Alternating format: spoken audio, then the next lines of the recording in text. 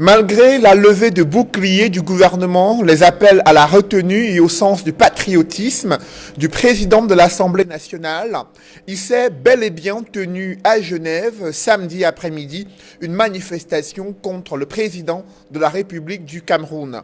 Les échos de cette vive protestation font la une de la presse internationale. À la une du journal Sputnik, une brève visite privée du président camerounais en Europe met le feu aux poudres. Le site d'information de la télévision suisse constate que plus d'une centaine de Camerounais protestaient samedi sous bonne garde contre la présence du président de leur pays à Genève. 4 heures après le début de la manifestation, les opposants ont tenté à plusieurs reprises de forcer le cordon policier qui mène à l'hôtel intercontinental.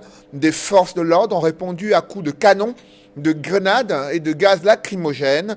La manifestation contre Paul Biya tourne à l'émeute, titre la Tribune de Genève. Selon ce journal, ses opposants accusent la Suisse de protéger un chef d'État qu'ils jugent responsable de la malgouvernance, du bilan désastreux de la crise anglophone, du recul des droits civiques et libertés politiques et des dérives totalitaires. À l'écart de ce groupe de manifestants, ce journal genevois note que plusieurs Camerounais favorables au chef de l'État dénonçaient des anarchistes en présentant Paul Biya comme le meilleur président. Dans les colonnes de la presse camerounaise, le journal à capitaux publics a qualifié cette manifestation d'antipatriotique et relayé à sa une les propos du porte-parole du gouvernement condamnant des actes qui portent atteinte à la personnalité du président de la République, aux institutions qu'il incarne et à l'image du Cameroun. Selon le quotidien Émergence, cette attitude du gouvernement appelant à la retenue et au calme trahit un manque de sérénité et une panique. Au lendemain de cette manifestation contre le chef de l'État à Genève en Suisse, des questions fusent. Comment qualifier cette protestation des activistes de la diaspora? S'agit-il d'un cri d'alerte sur la détérioration de la situation politique ou alors un acte antipatriotique? Parmi les revendications de cette diaspora, il y a entre autres la résolution de la crise anglophone, la libération de tous les prisonniers politiques, les exigences de transparence sur la gestion des fonds de la CAN 2019 et du Covid-19, l'amélioration des conditions de vie des Camerounais.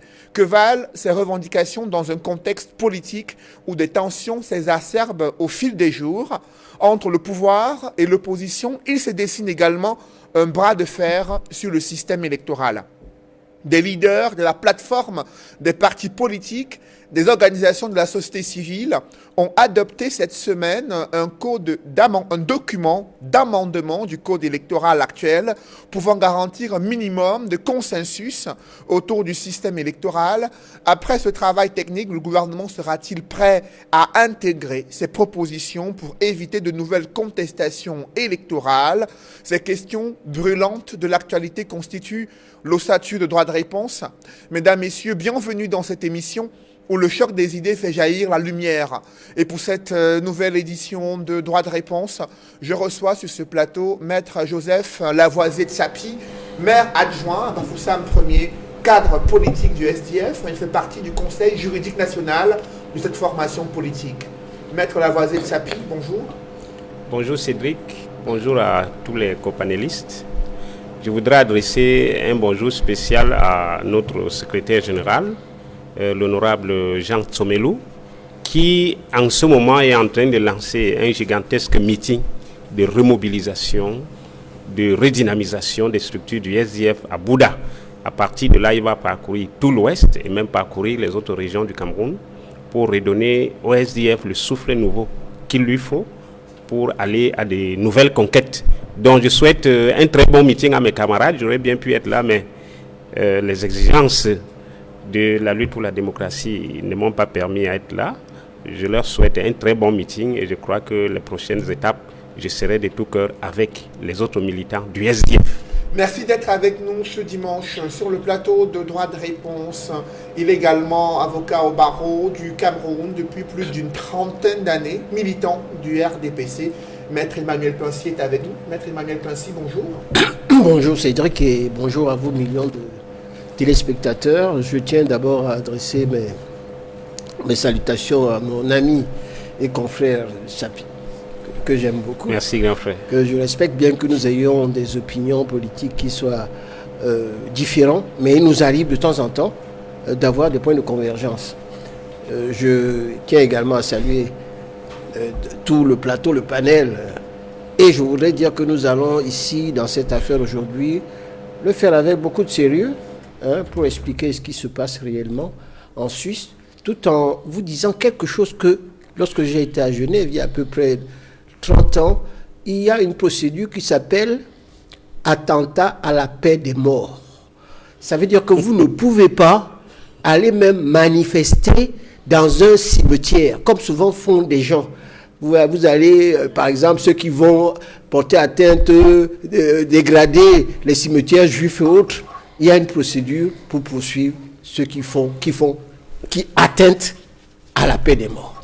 Et nous parlerons de cette manifestation plutôt contre le chef de l'État, c'est le fil Ariane de cette émission. Sur le plateau de droit de réponse, un cadre politique du mouvement pour la renaissance du Cameroun, Pierre-Emmanuel Bignam est avec nous. Pierre-Emmanuel, bonjour. Bonjour Cédric, bonjour à tous mes compagnons, bonjour aux millions de téléspectateurs de l'émission dominicale Star du Cameroun de l'Afrique centrale, droit de réponse, et bonjour également à toute la diaspora camerounaise. Je vais planter le décor sur ce plateau pour préciser que je représente le mouvement pour la renaissance du Cameroun, qui est un parti politique, un parti républicain et responsable. Je ne suis ni de près de loin le représentant d'un mouvement syndicaliste ou d'un mouvement, je veux dire, d'activistes sur ce plateau. Et cela valait la peine que ça soit précisé avant qu'on ne poursuive le débat. Sur le plateau de droit de réponse ce dimanche, il est éditorialiste quotidien, La Nouvelle Expression, et consultant sur droit de réponse. Edmond Kamga est avec nous. Edmond, bonjour. Bonjour Cédric Moufélé, je salue tous les co-panélistes. Je renouvelle une fois de plus mes amitiés sincères et cordiales aux millions de téléspectateurs fidèles de cette émission, ainsi que ma sincère affection. Je dis bonjour à tous les Camerounais et Camerounaises de la diaspora, ainsi qu'à tous les citoyens du monde, y compris tous les Africains qui sont fidèles à cette émission. D'entrée de jeu, avec vous, Maître Joseph Lavoisier de Sapi, sur cette manifestation contre le chef de l'État au sein du gouvernement, ça a été un échec, car il y a eu une faible mobilisation, un cordon de sécurité s'est formé autour de l'hôtel Intercontinental, il y a eu cette interdiction arrivée pratiquement à la dernière minute, mais dans l'autre camp, c'est une réussite au regard de l'écho qui est fait dans la presse internationale et la presse suisse. Quel regard portez-vous sur cette manifestation qui s'est tenue à Genève, à quelques pas de l'hôtel Intercontinental où séjournerait le chef de l'État, Paul Biya? Oui, je pense que la manifestation des Camerounais de la diaspora hier à Genève a été un retentissant succès. Un retentissant succès parce que le simple fait que les Camerounais se mobilisent pour exprimer ce qu'ils pensent de la gouvernance dans notre pays, c'est déjà un succès.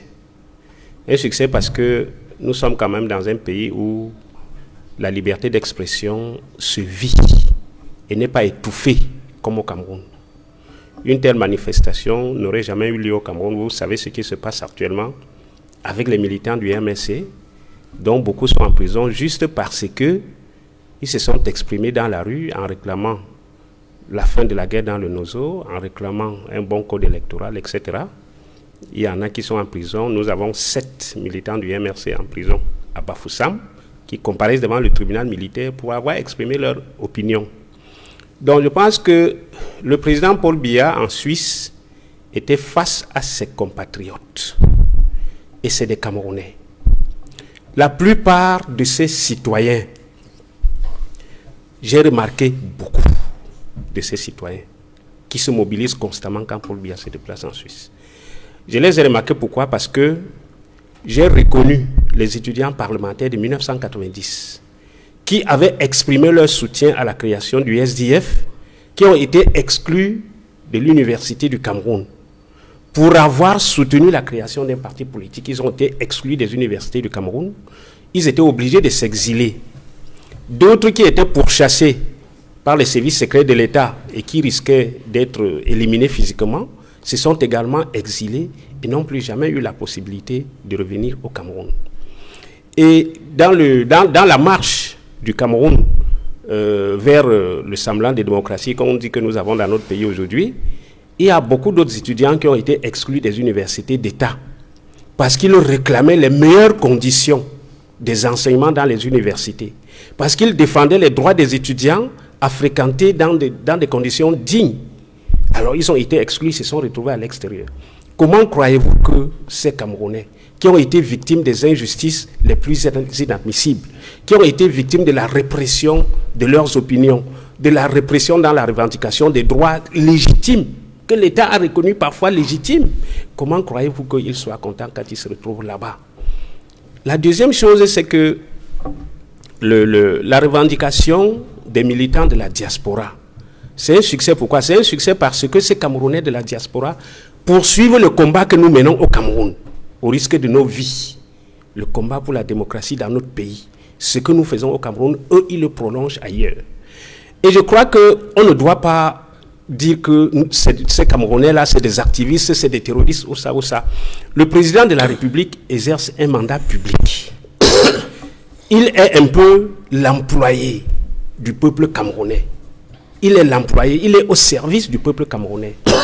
Et dans toute démocratie, le chef de l'État, il a des droits. Il a droit à un congé annuel comme tout employé. Si le chef de l'État prend son congé, qu'on dise aux Camerounais que le chef de l'État a pris un congé qui va de tel jour à tel jour. Pendant son absence, tel va assumer la charge de l'État. Les Camerounais doivent le savoir. Si le chef de l'État est malade, la maladie du chef de l'État, ce n'est pas un crime. Ça ne doit pas être non plus un secret d'État.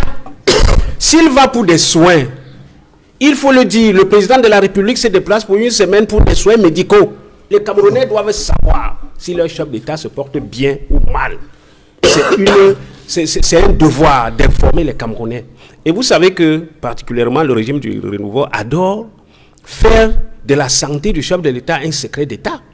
Et vous avez vu que le feu journaliste Puj Jaoué avait été emprisonné pour s'être questionné si le chef de l'État a eu une attaque cardiaque ou pas lors des matchs de football. Il a fait 9 mois à la prison de Nubel. Et c'était regrettable. Donc je pense que cette manifestation-là, c'est des patriotes qui s'adressent à leur chef de l'État. Et à mon sens, ce que le gouvernement devait faire, parce qu'on vous parle du droit de l'homme, on vous parle du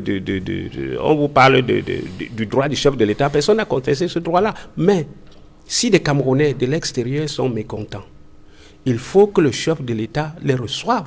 Qu'on leur dise, faites une délégation, vous qui êtes fâchés, venez, on discute sur quoi vous êtes fâchés, et puis on voit quelles sont les solutions. Donc, on va parler de ces sujets qui fâchent entre la diaspora et le gouvernement camerounais, mais avant, j'aimerais avoir la réaction d'Edmond Kamgia. À la une du journal Cameroun Tribune vendredi, c'était une manifestation contre le chef de l'État qualifié d'antipatriotique en reprenant un condensé du communiqué du ministre porte-parole du gouvernement, René Emmanuel Sadi, estimant que ceux qui s'attaquent au chef de l'État s'attaquent au Cameroun et ternissent l'image du pays.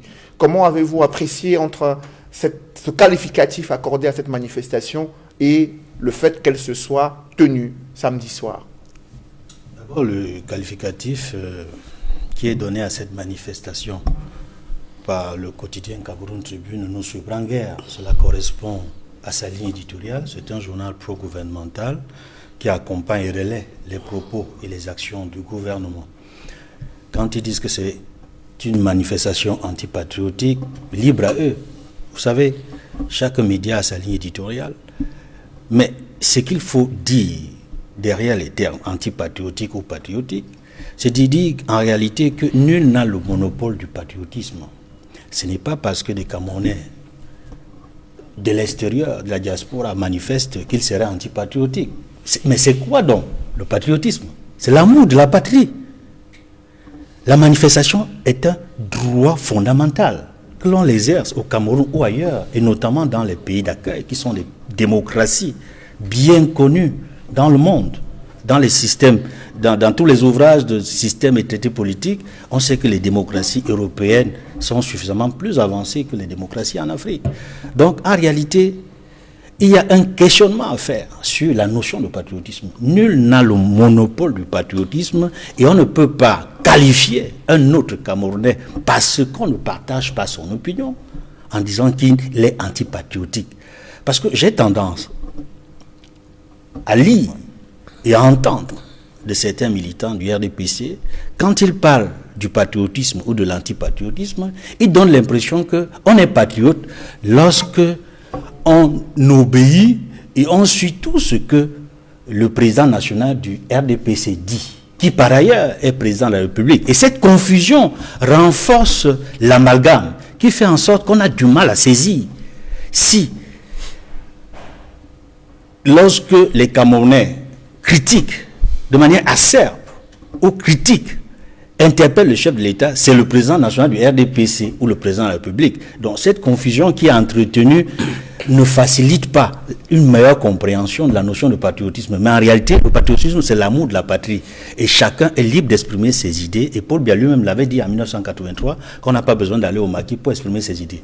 Maintenant, pour la manifestation, la nouvelle manifestation qui s'est déroulée samedi à Genève, c'est au moins la troisième du genre. Mais cette fois-ci, la mobilisation a eu un écho retentissant.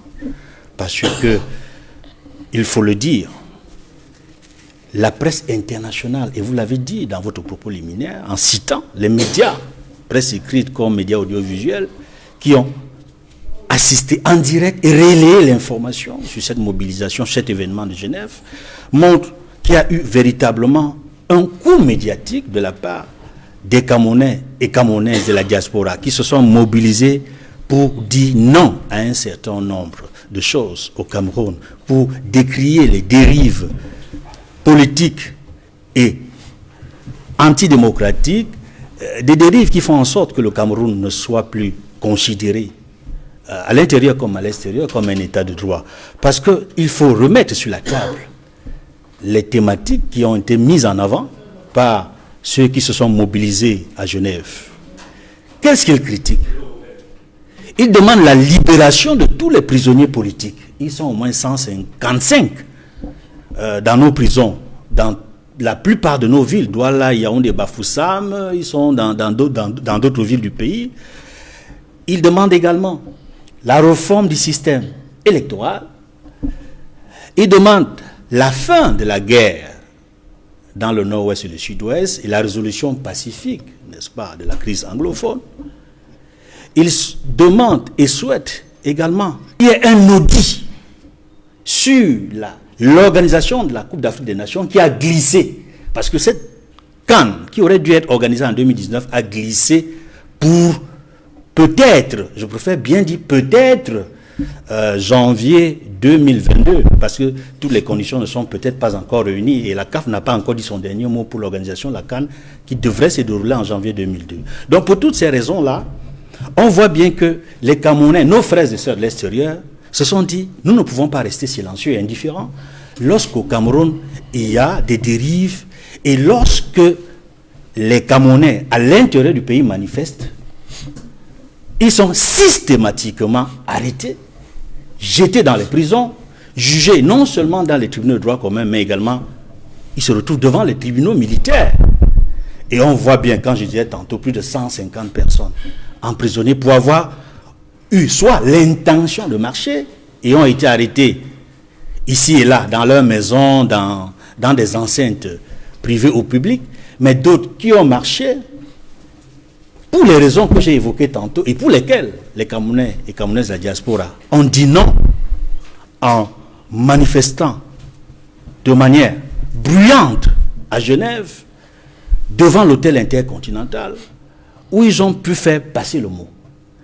Et je voudrais également ajouter que cette mobilisation n'aurait peut-être jamais eu lieu Si au Cameroun, le gouvernement, l'ensemble des ministres, notamment ceux qui gèrent les libertés publiques et individuelles, laissaient la possibilité aux formations politiques non seulement de manifester conformément aux lois, aux règlements et à la Constitution, et en vertu de tous les conventions et traités que nous avons signés, notamment le pacte international relatif aux droits civils et politiques, qui renforce le caractère inébranlable de la liberté de manifester. On ne devrait pas arrêter quelqu'un parce qu'il a manifesté, parce qu'il suffit de déclarer. Et même si ce n'était pas déclaré, parce que l'article 45 de la Constitution au Cameroun fait en sorte que les traités et conventions, lorsqu'ils entrent en vigueur, ont une autorité supérieure aux lois, on n'aurait jamais dû arrêter qui que ce soit. Il y a le deuxième point, c'est que les partis politiques ne peuvent même pas se réunir librement, y compris dans leur siège. Donc, c'est tous ces obstacles-là qui sont faits, non seulement par des formations politiques, mais également à la société civile, qui ne peut pas manifester librement également, parce qu'ils ont les mêmes problèmes que les formations politiques. Je parle des associations de la société civile qui ne peuvent pas manifester librement, qui ne peuvent pas se réunir librement, qui sont victimes de cet ostracisme. Il n'y a que le RDPC, je dis bien le parti au pouvoir, lui seul a la possibilité de manifester librement, lui seul a la possibilité de se réunir librement, et ce n'est pas de nature à rassurer sur ce que le gouvernement clame à l'extérieur comme étant un pays qui connaît la démocratie apaisée. Après vous, Edmond Kamgia, j'aimerais avoir la réaction de Pierre-Emmanuel Bignam. Il y a eu cette attitude du secrétaire national à la communication du comité central du RDPC qui qualifie ces Camerounais de la diaspora d'agitateurs qui ont opté pour le sentier de la rue, de la haine et des colibets, des invectives avec pour objectif de jeter l'opprobre sur le chef de l'État qui a pourtant apporté le changement au Cameroun et qui s'engage toujours à améliorer les conditions de vie des Camerounais. Qu'est-ce que vous en pensez? Le secrétaire général à la communication du comité central du RDPC est dans son rôle. C'est normal qu'il ait cette position-là parce qu'il doit défendre l'image de son parti, l'image du président national de son parti.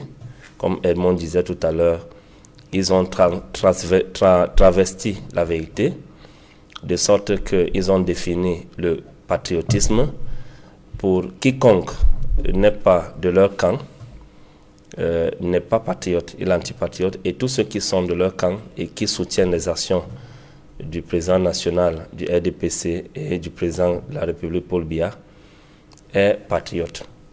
Et ce n'est pas quelque chose qui a commencé aujourd'hui, il faut que les Camerounais qui nous suivent le sachent. Actuellement à Cuba, la diaspora cubaine est en train de manifester aux États-Unis d'Amérique, sur le sol américain. Et au sein de cette même diaspora, il y a deux tendances. Il y a une tendance pro-gouvernementale et il y a une tendance qui dénonce la souffrance que le régime de Cuba a imposée aux Cubains. Donc, on ne peut pas avoir tout le monde aligné pour apprécier une action qui est menée par les Camerounais de la diaspora. Le mouvement pour la renaissance du Cameroun a suivi, comme toutes les formations politiques et comme tous les Camerounais de l'intérieur et de l'extérieur, ce qui s'est passé à Genève hier. La première chose que je vais dire ici, c'est que c'est une situation triste parce que il y a une parole qui dit, une parole biblique.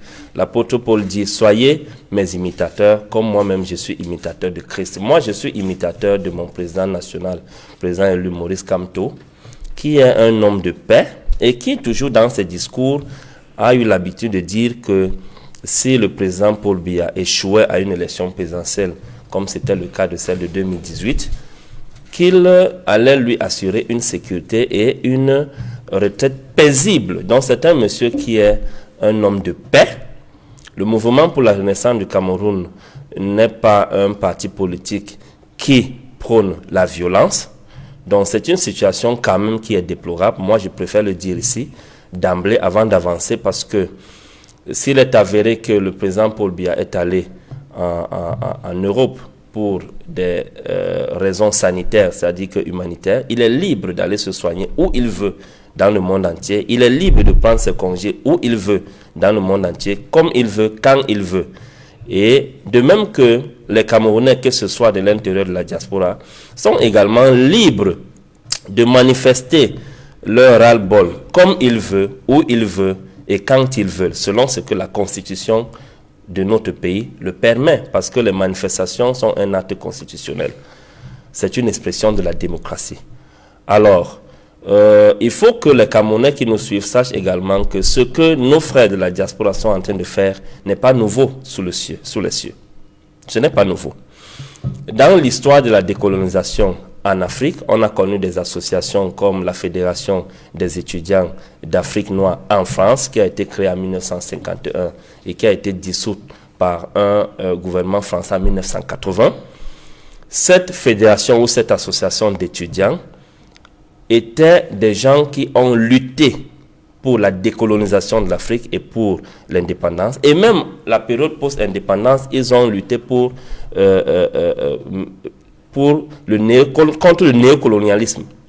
Et c'est dans cette mouvance que des écrivains ou des étudiants, des intellectuels comme Mongo Betty camerounais ont fait des publications pour décrier et dénoncer la malgouvernance qui suivait la période après l'indépendance en Afrique et particulièrement au Cameroun. C'est pour cela qu'il a écrit l'un de ses ouvrages, La main basse sur le Cameroun, qui a été publié en 1972 et qui a été censuré par le gouvernement français sous la pression du gouvernement camerounais à l'époque. Donc, les Camerounais de la diaspora, les Africains de la diaspora ont toujours eu à s'intéresser, que ce soit directement par des associations ou des mouvements syndicalistes ou des mouvements d'activistes ou même des partis politiques, ils ont toujours eu à contribuer à la vie politique de leur pays en dénonçant la malgouvernance, en dénonçant les privations de libertés individuelles et collectives, en dénonçant la misère qui sévissait dans leurs États, que ce soit au Cameroun, en Afrique centrale, en Afrique de l'Ouest et même en Afrique du Nord. Nous connaissons tous le rôle que la diaspora algérienne a joué dans la guerre d'Algérie. Et nous connaissons tous également le rôle que la diaspora algérienne a joué dans le régime de Bouteflika. Ils ont fait des manifestations gigantesques, non seulement à Paris, mais dans toute la France et en Europe. Nous savons le rôle que la diaspora sud-africaine a joué contre l'apartheid. On a vu des éminents écrivains, des intellectuels comme André Brink, qui avait, pendant son séjour en France, il a fait des publications, en l'occurrence Une saison blanche et sèche, qui dénonçaient les mauvaises pratiques de l'apartheid en Afrique du Sud. Donc, les Camerounais de la diaspora sont dans le même sillage de dénoncer les maux qui minent leur pays aujourd'hui. Et on ne peut pas les empêcher de le faire. En même temps qu'eux-mêmes ne peuvent pas empêcher le président de la République, Paul Biya, de se déplacer partout où il veut, parce que c'est le chef de l'État. Maintenant, je reviens sur une situation qui peut justifier la réaction de nos frères de l'autre côté. Tant que la malgouvernance continue à ramper au Cameroun, tant que la misère continue à miner les familles au Cameroun, tant que le régime en place continue de priver les Camerounais de libertés individuelles et collectives, tant que la justice sociale continue à être mise à part dans la société, mal gérée, les Camerounais vont manifester. Ceux de l'intérieur ont envie de manifester. Nous déposons souvent les déclarations de manifestation publique parce que nous sommes dans un régime déclaratif. Mais Dieu seul sait que 80%, plus de 80% des demandes de déclaration de manifestation publique des partis d'opposition au Cameroun sont rejetées systématiquement. Et face à une telle situation, ça peut s'expliquer, la réaction de la diaspora actuellement, parce que les jeunes qui sont ici et qui sont des jeunes militants des partis politiques d'opposition, dont on interdit tout le temps de manifester, lorsqu'ils traversent le désert à pied, ils arrivent au Maroc, ils se battent, ils réussissent à entrer. Le seul réflexe qu'ils ont lorsqu'ils se retrouvent dans les pays de liberté, où les libertés individuelles et collectives sont protégées et promues, qu'est-ce qu'ils ont à faire? Ils rejoignent les mouvements d'activistes qui sont libres de manifester sous d'autres cieux. et puis immédiatement, ils se retrouvent en train de manifester quelque chose qu'ils n'ont jamais eu la possibilité de faire dans leur pays. Donc je pense que les Camerounais de la diaspora qui sont en train de faire ce que nous avons vu hier à Genève ont le droit de le faire, ils sont libres de le faire. Et le président Paul Biya, qui est actuellement à Genève aussi, est libre de se déplacer et d'aller où il veut. Une manifestation, Maître Emmanuel Pincy, qui a sémé la panique au sein du gouvernement. On a vu une série de communiqués, d'interpellations, d'appels à la retenue, au calme, à plus de patriotisme de la diaspora. Pour la presse camerounaise, cela trahit une panique au sein du gouvernement à la suite d'une manifestation de plusieurs Camerounais de la diaspora critiquant la gouvernance du Cameroun. Quel regard portez-vous sur ce mouvement qui a eu lieu à Genève? C'est délicatement de répondre. Je voudrais dire que la parole est donnée à la défense, puisque nous avons eu un réquisitoire de 35 minutes. 35 minutes que j'ai noté sur un réquisitoire de deux partis d'opposition et de Edmond qui est connu comme l'éditorialiste qui a des pics toujours contre le gouvernement. Donc sur ces 35 minutes, j'espère que je ne vais pas passer 35 minutes à répliquer point par point, sinon vous n'aurez pas d'émission. Donc j'essaierai d'être court et concis et commencer déjà à vous dire la vérité sur ce qui s'est passé à Genève. Les manifestants camerounais avaient prévu qu'ils seraient 5000. Ils ont été une centaine. Ça veut dire que ça a été un échec total. Deuxièmement, et c'est ce que vous n'avez pas dit, cette manifestation a été interdite par le gouvernement suisse à la requête du ministre directeur de cabinet civil qui a saisi les autorités gouvernementales suisses qui ont interdit cette réunion, cette manifestation. Donc il y a eu interdiction de l'administration. Mais est-ce que les Camerounais ou leurs amis, parce que dans cette affaire-là où vous avez quelques pelés et trois tondus, vous avez des gens qui ne sont même pas Camerounais. Le Calibri, Calabro, je ne sais pas comment il s'appelle, ce n'est pas un Camerounais. Donc ces personnes-là ont commencé à braver la police. Parce que je vais vous raconter une histoire sur ce qui se passe en Suisse, parce qu'on ne connaît pas la Suisse. En Suisse, il n'y a quasiment pas de manifestation. Moi, j'ai mon frère qui était un médecin, chef de clinique adjoint à la maternité à Genève, et je vais en Suisse depuis les années 70. Donc, je connais très bien la Suisse. Il n'y a quasiment pas de manifestation. Un jour, je me souviens, j'étais à Genève, il y avait, je crois, dans toute la ville, il y avait 10 chômeurs. Donc, il y avait quelques pancartes de 10 personnes qui marchaient et ça a attiré la foule parce qu'on n'avait jamais vu ça. Les grands-mères sortaient, mais il y a 10 personnes qui défilent, qu'est-ce qui se passe? Donc, vous imaginez que 100 Camerounais qui arrivent face à la police, à la gendarmerie, aux forces de l'ordre, qui balancent aux forces suisses des eaux pourries, tout ce qu'ils avaient sous la main, c'est-à-dire une attitude même sauvageonne de ces personnes-là. Pourquoi faire? On vous dit, monsieur, on vous interdit cette manifestation parce qu'on connaît vos débordements. Effectivement, les manifestations qui ont souvent lieu au Cameroun ont des débordements. On a vu des débordements lorsque une manifestation a eu lieu. D'ailleurs, déjà celle je crois que c'était février 2008. On a vu des gens qui ont saccagé les magasins. Je me souviens, j'avais un client qui avait un magasin d'ordinateurs. On a tout volé. Donc, c'est-à-dire les scènes que vous trouvez, comme en Afrique du Sud, les gens en train de tout piller, c'est ça qui est dangereux, c'est-à-dire ce sont les débordements qu'on interdit, parce que vous n'avez pas comme, je dis en Occident, vous n'avez pas un service d'ordre qui contrôle les manifestants et que ça porte atteinte à ceux qui veulent faire des affaires et réussir. Donc, il y a une protection par le gouvernement des commerçants et de ceux qui veulent faire des affaires. C'est pour ça que ces manifestations-là peuvent être autorisées. Mais à partir du moment où le jour où l'opposition aura un service d'ordre pour contrôler et manifester dans le calme, peut-être qu'à ce moment-là, il y aura une réaction qui va changer. La deuxième chose que je voudrais dire, parce que je l'ai rappelé, les débordements ont eu lieu. C'est pour ça qu'on a parlé en Suisse. La Suisse est un pays calme. Je peux vous dire, à Genève, vous pouvez marcher toute la nuit, vous ne pouvez même pas trouver quelqu'un. Et je vais raconter une anecdote à Genève pour savoir comment c'est un pays qui est tellement strict.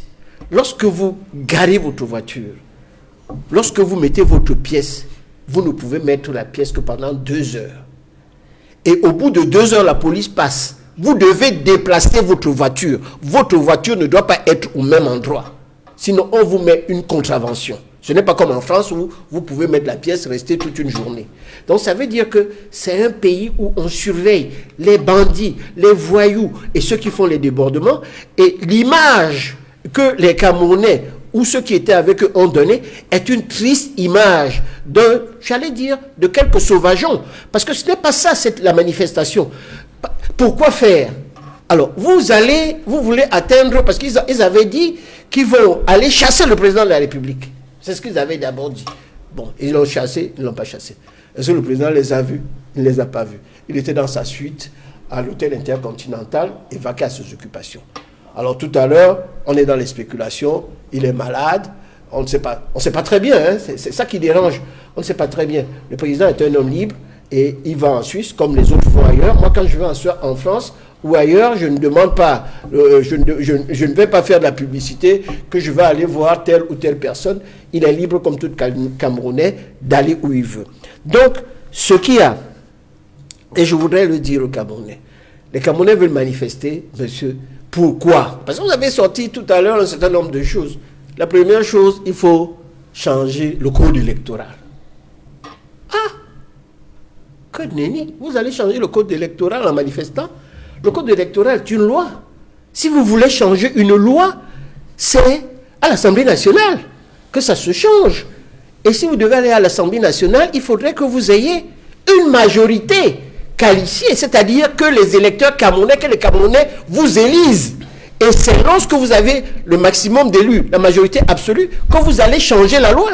Ce n'est pas en marchant dans la rue, en vociférant, en balançant des bouteilles, les œufs pourris en Suisse, qu'on va changer la loi à l'intérieur du Cameroun. C'est une manifestation absolument, je dis, inutile.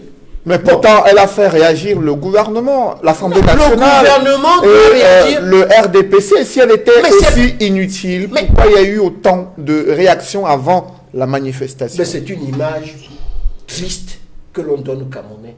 Vous savez, les Camerounais, à l'extérieur, ce sont des personnes qui, dans le temps, étaient respectées. Or, actuellement, vous avez une lumpen prolétariat de personnes qui arrivent en France qui sont des voleurs, des bandits, des gardiens de nuit, qui savent rien faire, qui passent leur temps à violer les filles, à faire n'importe quoi. Mais non, c'est eux qui défilent. La plupart des personnes qui sont là n'ont même pas de travail. Vous ne pouvez pas concevoir que quelqu'un comme mon ami Tchapi, ou bien même Bignam, qui travaille, qui a un travail, qui quitte là où il se trouve, pour prendre, d'abord, je ne sais pas s'il peut prendre le TGV, c'est 150 €. Alors, ils n'ont pas d'argent. Ils vont essayer de faire des stocks. Et il prend l'avion. Il va prendre l'avion. Il n'a pas d'argent pour payer. Ce sont des gens qui n'ont rien, qui m'ont dit, il faut d'abord qu'ils vivent. Ils sont peut-être 6-7 dans une chambre de bonne, au 9e étage. C'est vrai qu'ils peuvent manifester parce qu'ils sont dans une situation difficile. Mais ceux, les Camerounais qui vont à l'extérieur pour avoir une meilleure vie, qui se battent pour travailler, vous ne les verrez pas. C'est pour ça qu'il n'y avait qu'une centaine de personnes. Donc, il faut relativiser le nombre, le succès de cette action. Je vous ai dit que l'impact que cela a eu, c'est parce qu'en Suisse, il n'y a pas de manifestation. 10 personnes font la une des journaux. Je vous assure, à Genève, qui défilent. 100 personnes qui envoient des œufs pourris, qui bagarrent contre la police, etc. C'est quelque chose qui est jamais vu. Et je vous dis que pour l'image des Camerounais, c'est une mauvaise image. Donc ce n'est pas bon pour tous ceux qui veulent aller à l'étranger. Le gouvernement est obligé de réagir, parce qu'il s'agit quand même de l'image du pays. Bon, vous voulez changer le régime, mais allez aux élections et gagnez. Ce n'est pas avec les 3,34% que le SDF a eu qu'il y aura du changement. Ce n'est pas avec les 0 députés, 0 conseiller municipal, 0 sénateur, 0 conseiller régional que le MRC va dire qu'il est le plus grand parti politique, puisqu'il est même dépassé par le petit parti politique de Cabral Libye. Alors il faut être sérieux, il faut le relativiser. Ceux qui ont été intelligents, comme Cabral, il a demandé aux gens de s'inscrire sur la liste électorale. Et il en a tiré des fruits, puisqu'il est maintenant député. Donc il faut faire très attention. Nous sommes en démocratie. Et ce qui est très important, il faut le dire ici et le souligner avec force, vous ne pouvez pas faire ce que vous faites ici, bavarder ici, mon frère Chapi, mon ami. Si c'était du temps d'Aïdjo, on vous aurait piqué là et on vous allait vous envoyer à Tchoréré ou à Yoko. Et justement, en restant sur ce point, malgré l'interdiction qui a été formulée contre la manifestation à Genève, il y a eu les organisateurs qui ont introduit une requête auprès du tribunal administratif et samedi, la police a encadré la manifestation. Oui. Il n'y a eu aucune arrestation. Ils ont pu manifester dans les temps impartis lors de la première autorisation et sont rentrés chez eux. Comment appréciez-vous cette attitude des forces de l'ordre? Est-ce qu'au Cameroun, il pourrait y avoir une même attitude quand il y a des personnes qui désirent descendre dans la rue pour exprimer leur opinion politique? On est en Suisse. D'abord, la Suisse, c'est un pays où il y a très peu de prisonniers. Il n'y en a même pas, puisque... Non, je ne parle pas, il y a des prisonniers. Il n'existait pas de prison en Suisse. Non, moi je connais des gens qui sont allés en prison en Suisse pour un certain nombre de malversations. Donc ça existe des gens qui peuvent aller en prison en Suisse. Il existe un code pénal en Suisse, je te le rappelle. Ce que je voudrais dire, c'est que la Suisse, c'est un comportement à part. Le même comportement aux États-Unis, ça fait les Floyd, ça fait des gens qu'on tue. Donc la Suisse a un comportement différent parce que c'est un pays d'une neutralité et des gens sont très polis. Ils n'ont jamais vu ça et ils n'ont pas l'habitude. Je vous dis que même les policiers étaient interloqués par autant de violence des Camerounais. Qu'est-ce qu'ils avaient à faire contre les policiers suisses? Les policiers suisses ne faisaient que suivre les règles du gouvernement. Ne dis pas qu'il y a eu des personnes qui ont été interpellées, mais on ne les met pas en prison. On prend, on les identifie, après on va les exploiter, on les laisse. C'est comme ça le comportement de la Suisse. C'est différent d'un certain nombre d'autres pays. Aux États-Unis, vous balancez des œufs aux forces de l'ordre, vous pouvez avoir 20 ans de prison. C'est différent. Chaque pays a une législation qui est différente. Et aux États-Unis, si vous commettez 3 infractions, même 3 petites infractions, c'est-à-dire aujourd'hui vous allez voler un œuf, on vous attrape. Le lendemain, vous ne payez pas un taxi, on vous attrape. L'autre jour, vous allez vous lancer les œufs aux policiers, vous pouvez être condamné à vie. Donc, il y a des différentes au niveau des législations. La législation suisse, qui est un pays neutre, est un pays qui est différent du nôtre. Nous avons un comportement où les Camerounais, si vous les laissez faire, et d'ailleurs, on a vu ce qui s'est passé. Il y a des gens, j'ai pris sur vos revendications. Vos revendications, là, ici, nous avons l'article, je crois que c'est 116 du code pénal, du code. C'est 116 qui intéresse sur les manifestations, qui pose des problèmes. Donc, il y a une loi. Nous avons des lois qui sont différentes. Chaque pays a des lois qui sont différentes. Donc, nous avons des lois qui sont différentes de la Suisse. Et c'est à partir de ce moment-là, et c'est par rapport à nos lois, parce que nous sommes un pays indépendant, que nous agissons. Donc, il est normal que le gouvernement se préoccupe et dise que ce sont des comportements, moi je le dis, ce n'est pas bien qu'on se lève le matin, qu'on aille insulter le président, qu'on aille ses enfants, qu'on aille crier.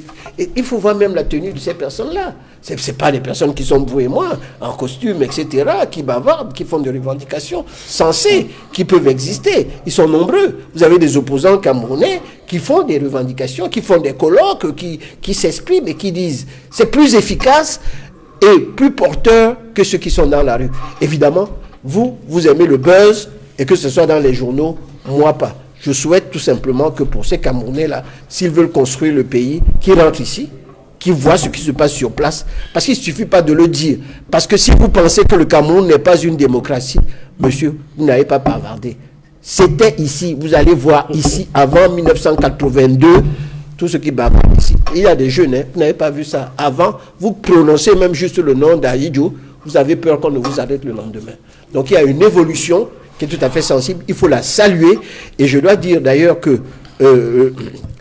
Equinox est une chaîne qui démontre qu'il y a la démocratie au Cameroun. Parce que vous êtes libre de dire ce que vous pensez et vous autorisez également aux partis au pouvoir et à l'opposition de pouvoir discuter. Mais de grâce, que de déséquilibre dans nos propos. Ce que je voudrais tout simplement, c'est que équilibrer, ne pensez pas que tout est mauvais au Cameroun et que tout est bon ailleurs. notre pays n'est pas aussi mauvais que ça. Sinon, vous n'aurez pas autant d'étrangers qui viennent investir et s'installer au Cameroun. Après vous, Maître Emmanuel Pincy, Maître Lavoisier de Sapi, vous êtes d'accord avec le représentant du RDPC, militant du RDPC qui défend le gouvernement. Le RDPC a qualifié de bouffonnerie. Le RDPC a qualifié de bouffonnerie cette attitude des manifestants de la diaspora camerounaise. C'était un véritable échec selon Maître Emmanuel Pincy. Qu'en pensez-vous, Maître Lavoisier de Sapi? Je crois que nous avons dit tout à l'heure que cette manifestation était un succès. Et si les capitales européennes et américaines ont pu se focaliser sur cette manifestation, ça veut dire qu'elle a atteint une certaine cible. Donc elle peut avoir été un succès. Deuxièmement, contrairement à ce que dit mon grand frère Maître Pincy, nous ne sommes pas en démocratie au Cameroun. Nous avons une démocratie tatillonne et balbutiante, un semblant de démocratie. Et quand les Camerounais de la diaspora manifestent, il y a des raisons, ils ont des fondements à ça. Prenez le cas de la double nationalité qu'ils revendiquent. Vous savez qu'au Cameroun, le code de la nationalité camerounaise, c'est un texte qui date de 1968. Il est vieux de 53 ans, n'a jamais été modifié. Ce code de la nationalité dit que, à l'article 31, un Camerounais qui prend la nationalité étrangère perd automatiquement sa nationalité camerounaise. Mais une femme qui est mariée à un étranger conserve sa nationalité camerounaise.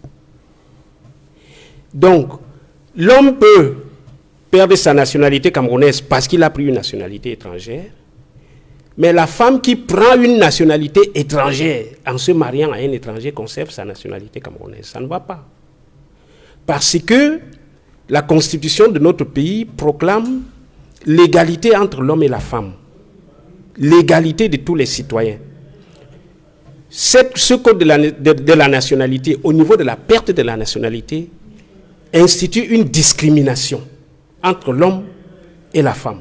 Et nous avons présentement au gouvernement des membres du gouvernement qui ont pris la nationalité française, mais qui sont maintenus au gouvernement alors qu'ils n'ont plus la nationalité camerounaise. Vous avez au Cameroun un ambassadeur itinérant à la présidence de la République qui a pris la nationalité française, mais qui est nommé ambassadeur itinérant à la présidence de la République. Donc on le considère comme Camerounais. C'est pour dire que quand ça convient au RDPC, on peut violer la loi sur la nationalité. Quand ça ne lui convient pas, si vous êtes de l'opposition, on vous fait appliquer toute la rigueur de la loi, ce qui n'est pas normal. Nous ne sommes plus en démocratie à partir de ce moment-là. Le RDPC a organisé au Cameroun le forum de la diaspora. Le gouvernement a invité les fils des pilleurs de la République pour venir faire le théâtre à Yaoundé. On a prétendu qu'ils parlaient au nom de la diaspora. Mais ce qui est intéressant, c'est que ces Camerounais-là de la diaspora, invités par le régime, ont insisté pour qu'on institue au Cameroun le principe de la double nationalité. Parce que vous savez que nos frères de l'extérieur qui prennent les nationalités de leur pays d'accueil, généralement c'est pour avoir un bon travail, un bon salaire. Et l'argent qu'ils gagnent, ils le réinvestissent dans notre pays. Ça fait que le fait d'accepter le principe de la double nationalité, ça ne veut pas forcément dire qu'on va faire envahir notre pays par des étrangers. Non, c'est des Camerounais avant tout. Donc, vous avez donc trompé les Camerounais de la diaspora en leur faisant croire qu'on allait accorder la double nationalité au Cameroun, aux Camerounais, ce qui n'est pas fondé. Lorsque la diaspora revendique un meilleur code électoral, moi je pense qu'au Cameroun, et nous l'avons dit dans les précédentes émissions, il est surprenant que notre président de la République soit l'unique à ne pas accueillir ses opposants, soit l'unique chef d'État à ne jamais discuter avec sa société civile. Le code électoral qui est en vigueur au Cameroun, tout le monde l'a dit, c'est un code électoral unique. C'est un code électoral qui ne favorise pas la transparence électorale. C'est un code qui est institué, qui est taillé sur mesure pour faire que le RDPC, dans des conditions de fraude qu'on connaît, peut rafler tous les sièges à l'Assemblée nationale ou dans les mairies sans que personne n'ait rien à redire. Et vous savez que c'est doublé par le fait que la magistrature n'est pas indépendante. Nos juges, dans des procès sensibles comme des procès électoraux, des procès politiques, ne donneront jamais raison à un citoyen contre le RDPC. Les magistrats ne sont pas indépendants. Les gens ont peur de leur carrière. Alors, le code électoral est unique. Pourquoi est-ce que le pouvoir refuse de s'asseoir sur la table de discussion avec l'opposition et la société civile pour revoir ce code électoral? Si, tant que vous estimez qu'il n'y a rien à changer, il faut convaincre l'opposition. Alors, cette attitude amène les gens à se révolter. Si la voie de la négociation n'est pas ouverte, qu'est-ce qui reste au peuple camerounais? C'est la voie de la violence. Et les Camerounais de l'extérieur, vous dites qu'ils sont violents, ils ne sont pas violents. Ils revendiquent un droit. Parce que si les gars projettent une manifestation et trouvent en face des gens prêts à dialoguer, ils ne vont pas marcher. Ils vont accepter le dialogue. Mais quand c'est fermé, comme au Cameroun, quand il n'y a pas de possibilité de dialogue, quand il n'y a que la force publique qui est là pour réprimer, à quoi est-ce qu'on va s'attendre? On va s'attendre logiquement à ce qu'il y ait des débordements.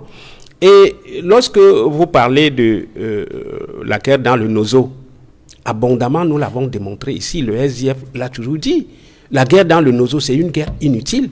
Nos soldats se font tuer inutilement. Les populations civiles du nord-ouest et du sud-ouest sont massacrées pour rien. Qu'est-ce qui coûte au chef de l'État d'ouvrir un dialogue pour mettre fin à cette crise-là? Et si les Camerounais le revendiquent et le disent, c'est de leur droit le plus absolu de dire à leur président, vous avez, vous, la possibilité, parce que c'est Paul Biya qui a déclaré la guerre aux anglophones, vous avez la possibilité de mettre fin à cette crise, que les Camerounais de la diaspora le disent au chef de l'État, je ne vois pas le crime qu'il y a là-dedans. Après vous, et donc, je pense que, au-delà de ce que les journaux gouvernementaux ou les représentants du gouvernement ont dit, il s'agit une fois de plus de la preuve de la malgouvernance qui ruine notre pays. Et cette malgouvernance, c'est ça qui a poussé ces gens à l'extérieur. Vous avez au Cameroun des gens qui ont un master 2 et qui sont moto-taximan. Grand frère, j'aimerais bien voir votre fils titulaire d'un master 2 et puis être conducteur de moto. Qu'est-ce que ça vous renvoie comme image? Ce monsieur, vous croyez qu'il est fier de faire ce travail? C'est un monsieur qui est violent. Violent parce que le système a fait de manière que, même s'il est brillant, il passe un concours, on va l'écarter. Est-ce qu'on peut au profit de ceux on peut répondre sur vos thèmes, parce que si vous débordez tous les thèmes, et non, que Bignam parle, et que je parle, et non, parle, je veux dire que...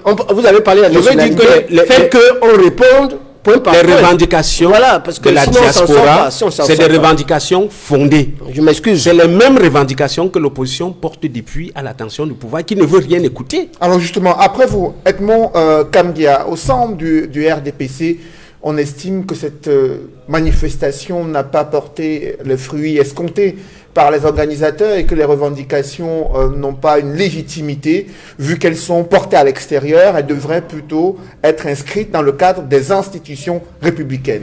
Qu'est-ce que vous en pensez? Avant de répondre à cette question, je voudrais dire une ou deux choses par rapport à la première sortie de Maître Pensy, que je respecte beaucoup. Il a dit deux choses qui ne m'ont pas, que je n'ai pas appréciées, parce que ça ne lui ressemble pas de parler en ces termes. Il a dit que Calibro n'était pas camerounais. Il a ensuite dit que la diaspora camerounaise qui a marché était constituée de violeurs, de voleurs, de sans-emploi, de chômeurs et autres. Non. Vous avez travaillé et vécu en Europe, en France notamment. Vous savez que cette caricature ne correspond pas à l'image que l'on peut donner des Camerounais à l'extérieur. Non, pas tous. Ils sont infirmiers, ils sont médecins, ils sont ingénieurs. Ils n'ont pas défilé. Les ingénieurs n'ont pas défilé. Il n'y avait aucun ingénieur. Maître Pensy. Voilà.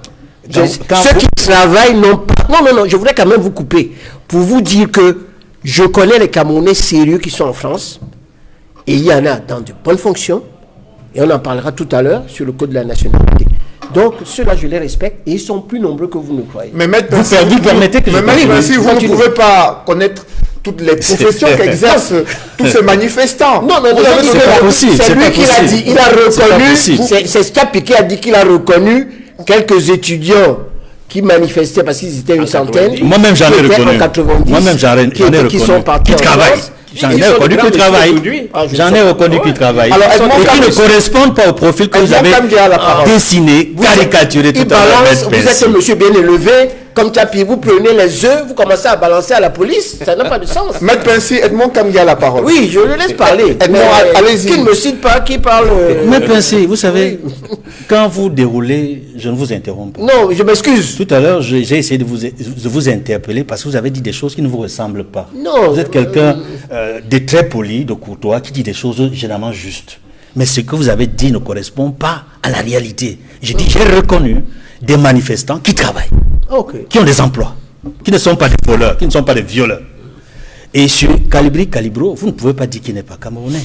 Ça me rappelle un pseudo-universitaire qui a dit que le nom véritable Calibro n'était pas de souche camerounaise. Sous faux débat. Non, ça c'est. J'allais dire, c'est un nom d'emprunt, Calibro. Il a un véritable nom. Donnez-le. Il est originaire du littoral. Bon. Calibro, il est originaire. Ça, c'est son nom d'activiste. Il est originaire, un de ses parents est originaire du littoral. Quand vous sortez le problème de la nationalité, ça me rappelle la promesse faite en 2009 lors d'un de ses déplacements en France, notamment à Bordeaux. Le chef de l'État, le président Paul Biya, avait fait des promesses à la diaspora. Il leur avait dit, on va résoudre le problème de la double nationalité. Et ce problème, jusqu'à aujourd'hui, n'a pas été résolu. Et je vous prends à témoin. Vous étiez, n'est-ce pas, au grand débat national. Au grand dialogue national. Je vous y ai vu, puisque je couvrais l'actualité. Et il y a même toute une commission sur la diaspora. Il y a eu des recommandations qui ont été formulées. Mais aucune de ces recommandations concernant la diaspora n'a pu être concrétisée. Ça, c'est d'un. Maintenant, je voudrais vous dire que beaucoup de Camerounais, notamment des activistes, ont des noms d'emprunt ou des noms de guerre, on peut le dire ainsi. Ils ont le véritable nom. Vous ne pouvez pas, à partir de ce plateau, dire que tel ou tel n'est pas Camerounais.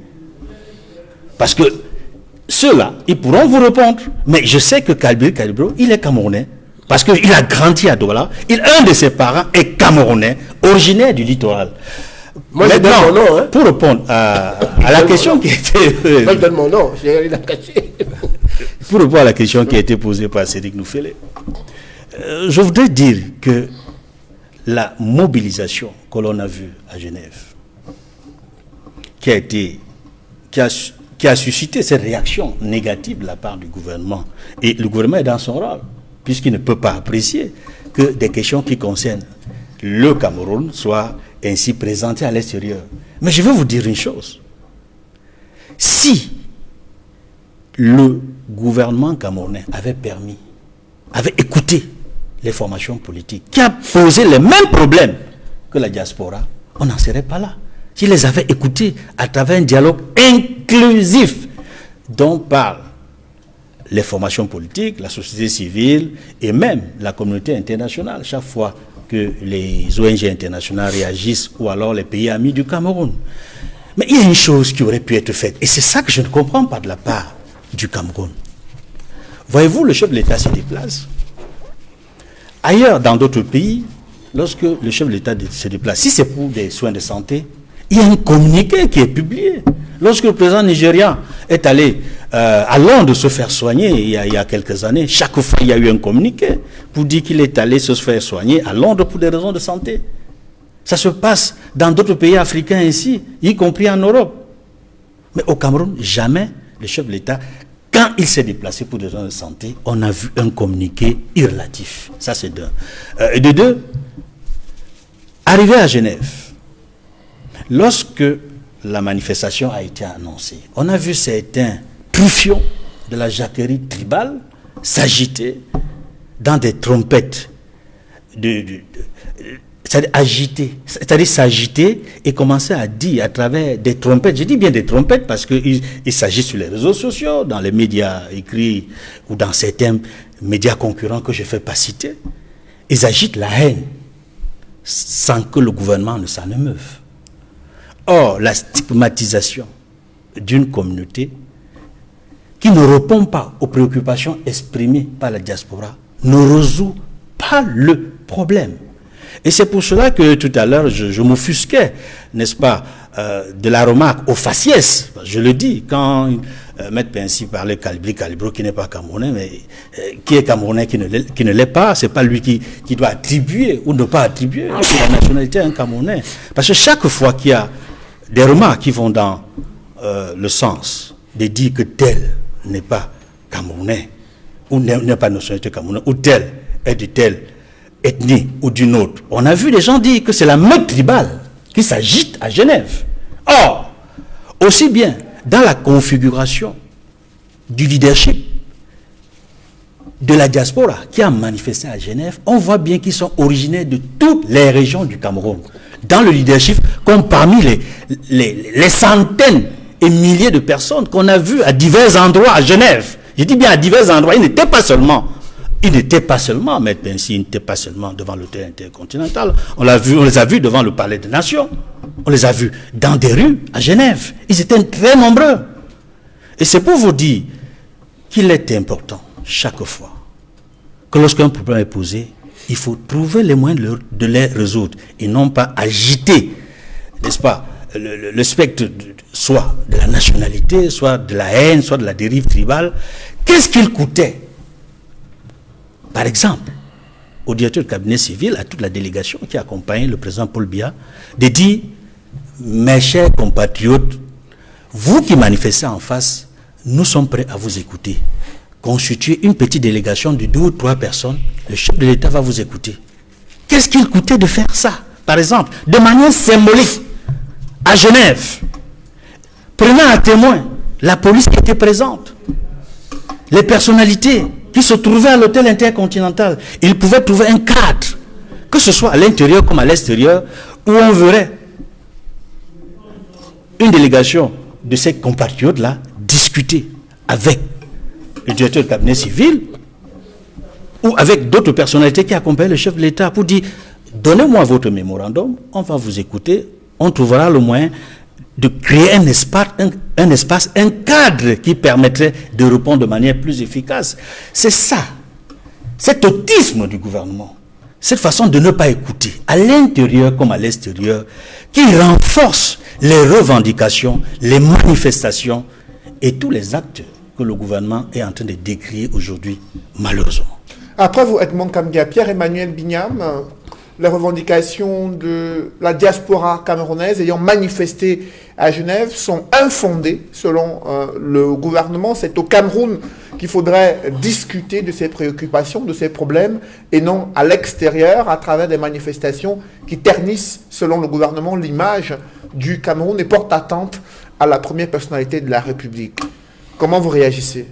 Le gouvernement n'est pas celui qui doit définir la façon dont les Camerounais, que ce soit de l'intérieur de la diaspora, peuvent protester face à la malgouvernance, face à la crise anglophone qui est en train de décimer nos populations, nos propres populations.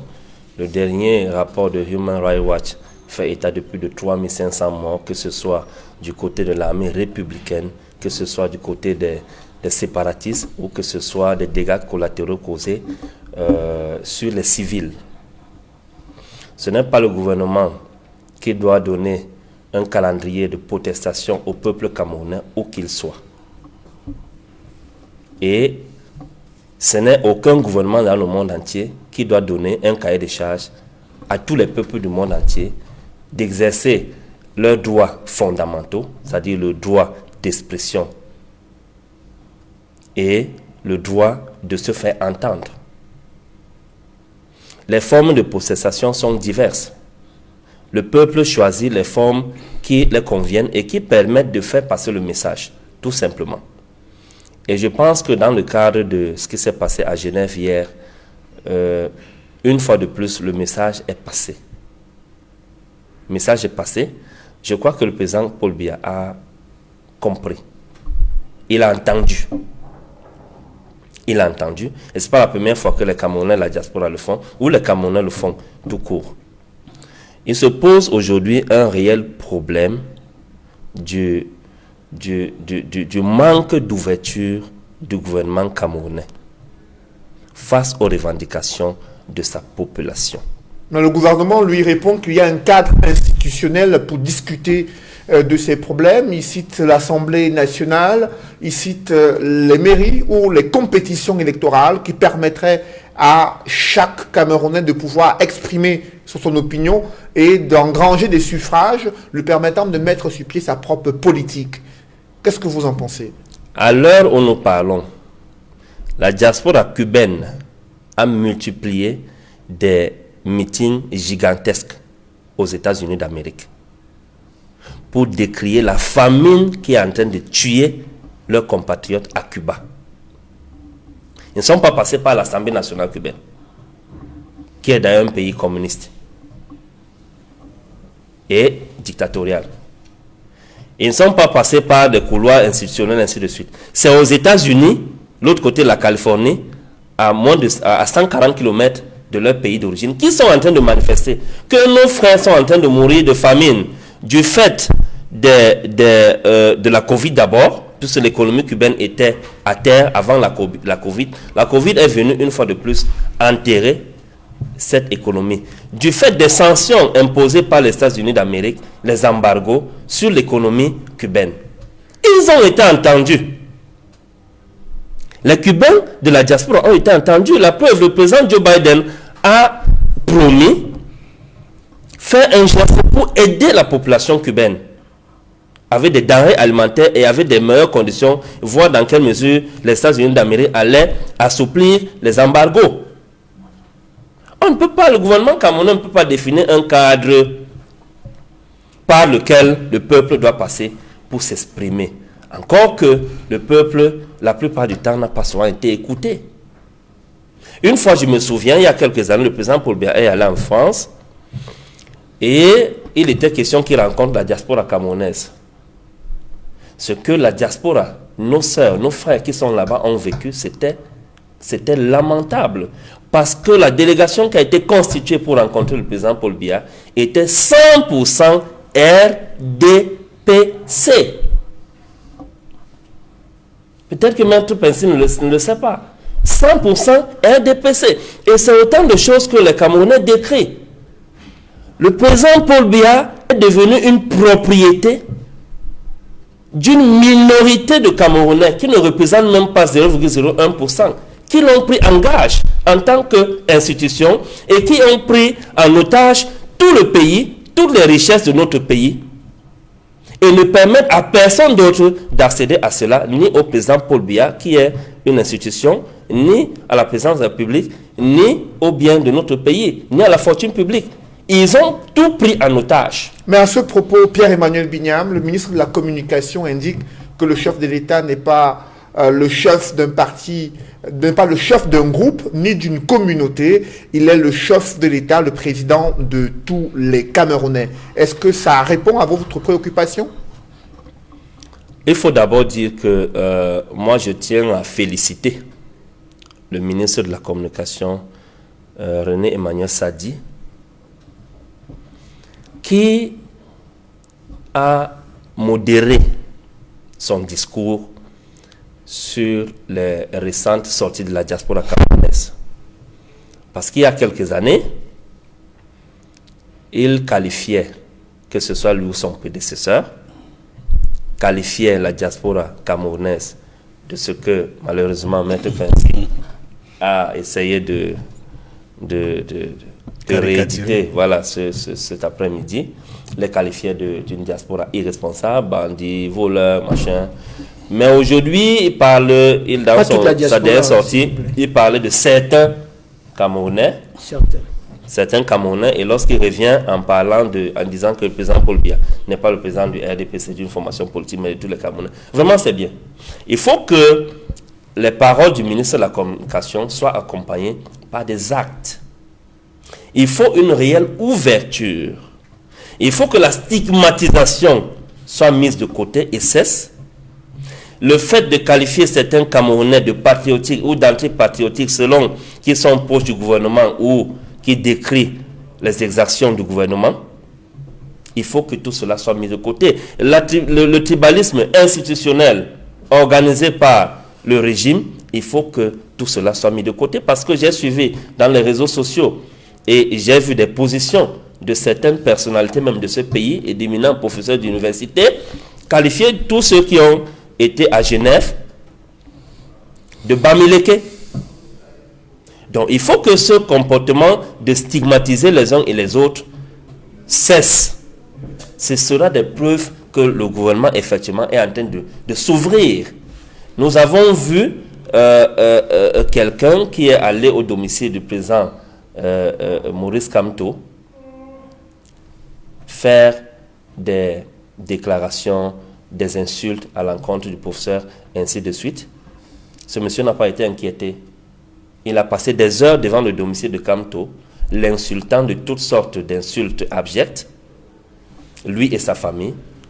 Il n'a pas été inquiété. Nous savons que généralement, la capacité de la police camerounaise, qui est basée à Yaoundé, des forces de défense, de maintien de l'ordre qui sont basées à Yaoundé, de se déployer au domicile du président Louis Maurice Kamto, est extraordinaire. C'est-à-dire les gars ont une aptitude à se déployer à son domicile avant même qu'un événement ou quelque chose ne se soit produit. Dans un délai relativement court. Mais cette fois-là, ce personnage s'est pavané, a insulté le professeur Kamto, a dit des choses. Pendant des heures, il n'a pas été inquiété. Mais je suis quand même content de constater également que le lendemain, les forces de maintien de l'ordre ont fait un déploiement de ce côté-là.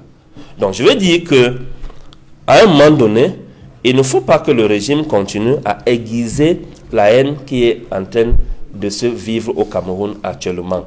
La diaspora pose un problème que tous les Camerounais posent tous les jours. Nous, à l'intérieur, ici au pays, nous sommes étouffés. Effectivement, nous sommes étouffés. La vérité est que si le régime en place avait permis les manifestations publiques,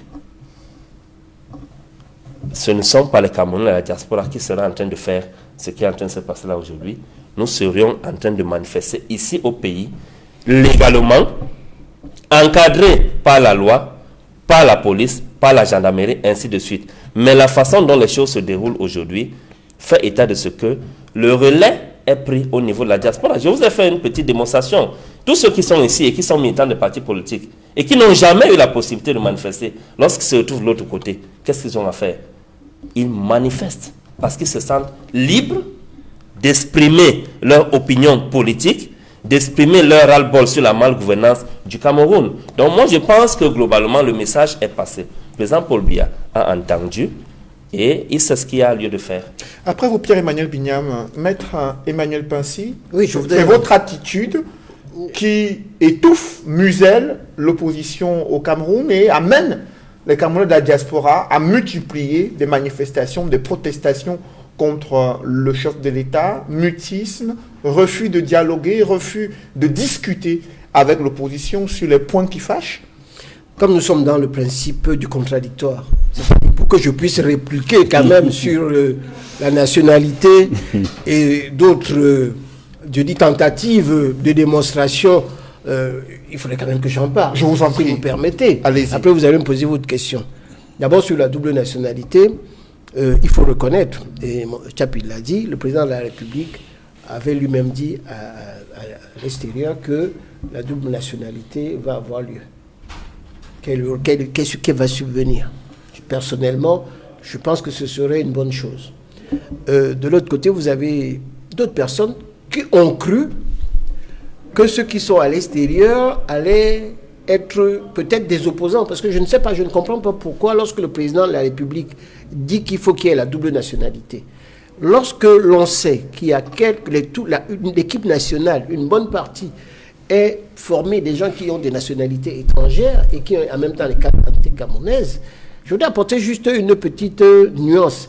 La perte de la nationalité n'est pas automatique. Si tu regardes les dispositions de la loi de 68, il y a d'autres conditionnalités pour pouvoir arriver à la perte. Je n'ai pas... On pourra en discuter. Non, pour la femme mariée uniquement. Non, même pour l'homme. On n'a pas le texte là, sinon on va rentrer dans un débat que personne ne comprendra.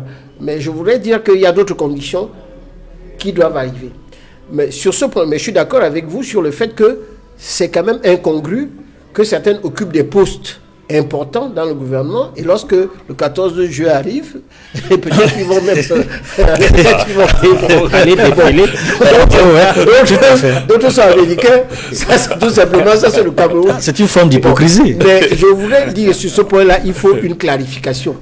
Et mon vœu le plus sincère, c'est qu'il faudrait qu'on arrive à le faire parce que c'est plutôt un gain d'avoir une double nationalité parce que vous avez beaucoup de Camerounais qui sont à l'extérieur. Moi, j'ai ma propre sœur qui était française, qui est morte en France, qui a été enterrée en France, qui est en France depuis 1949.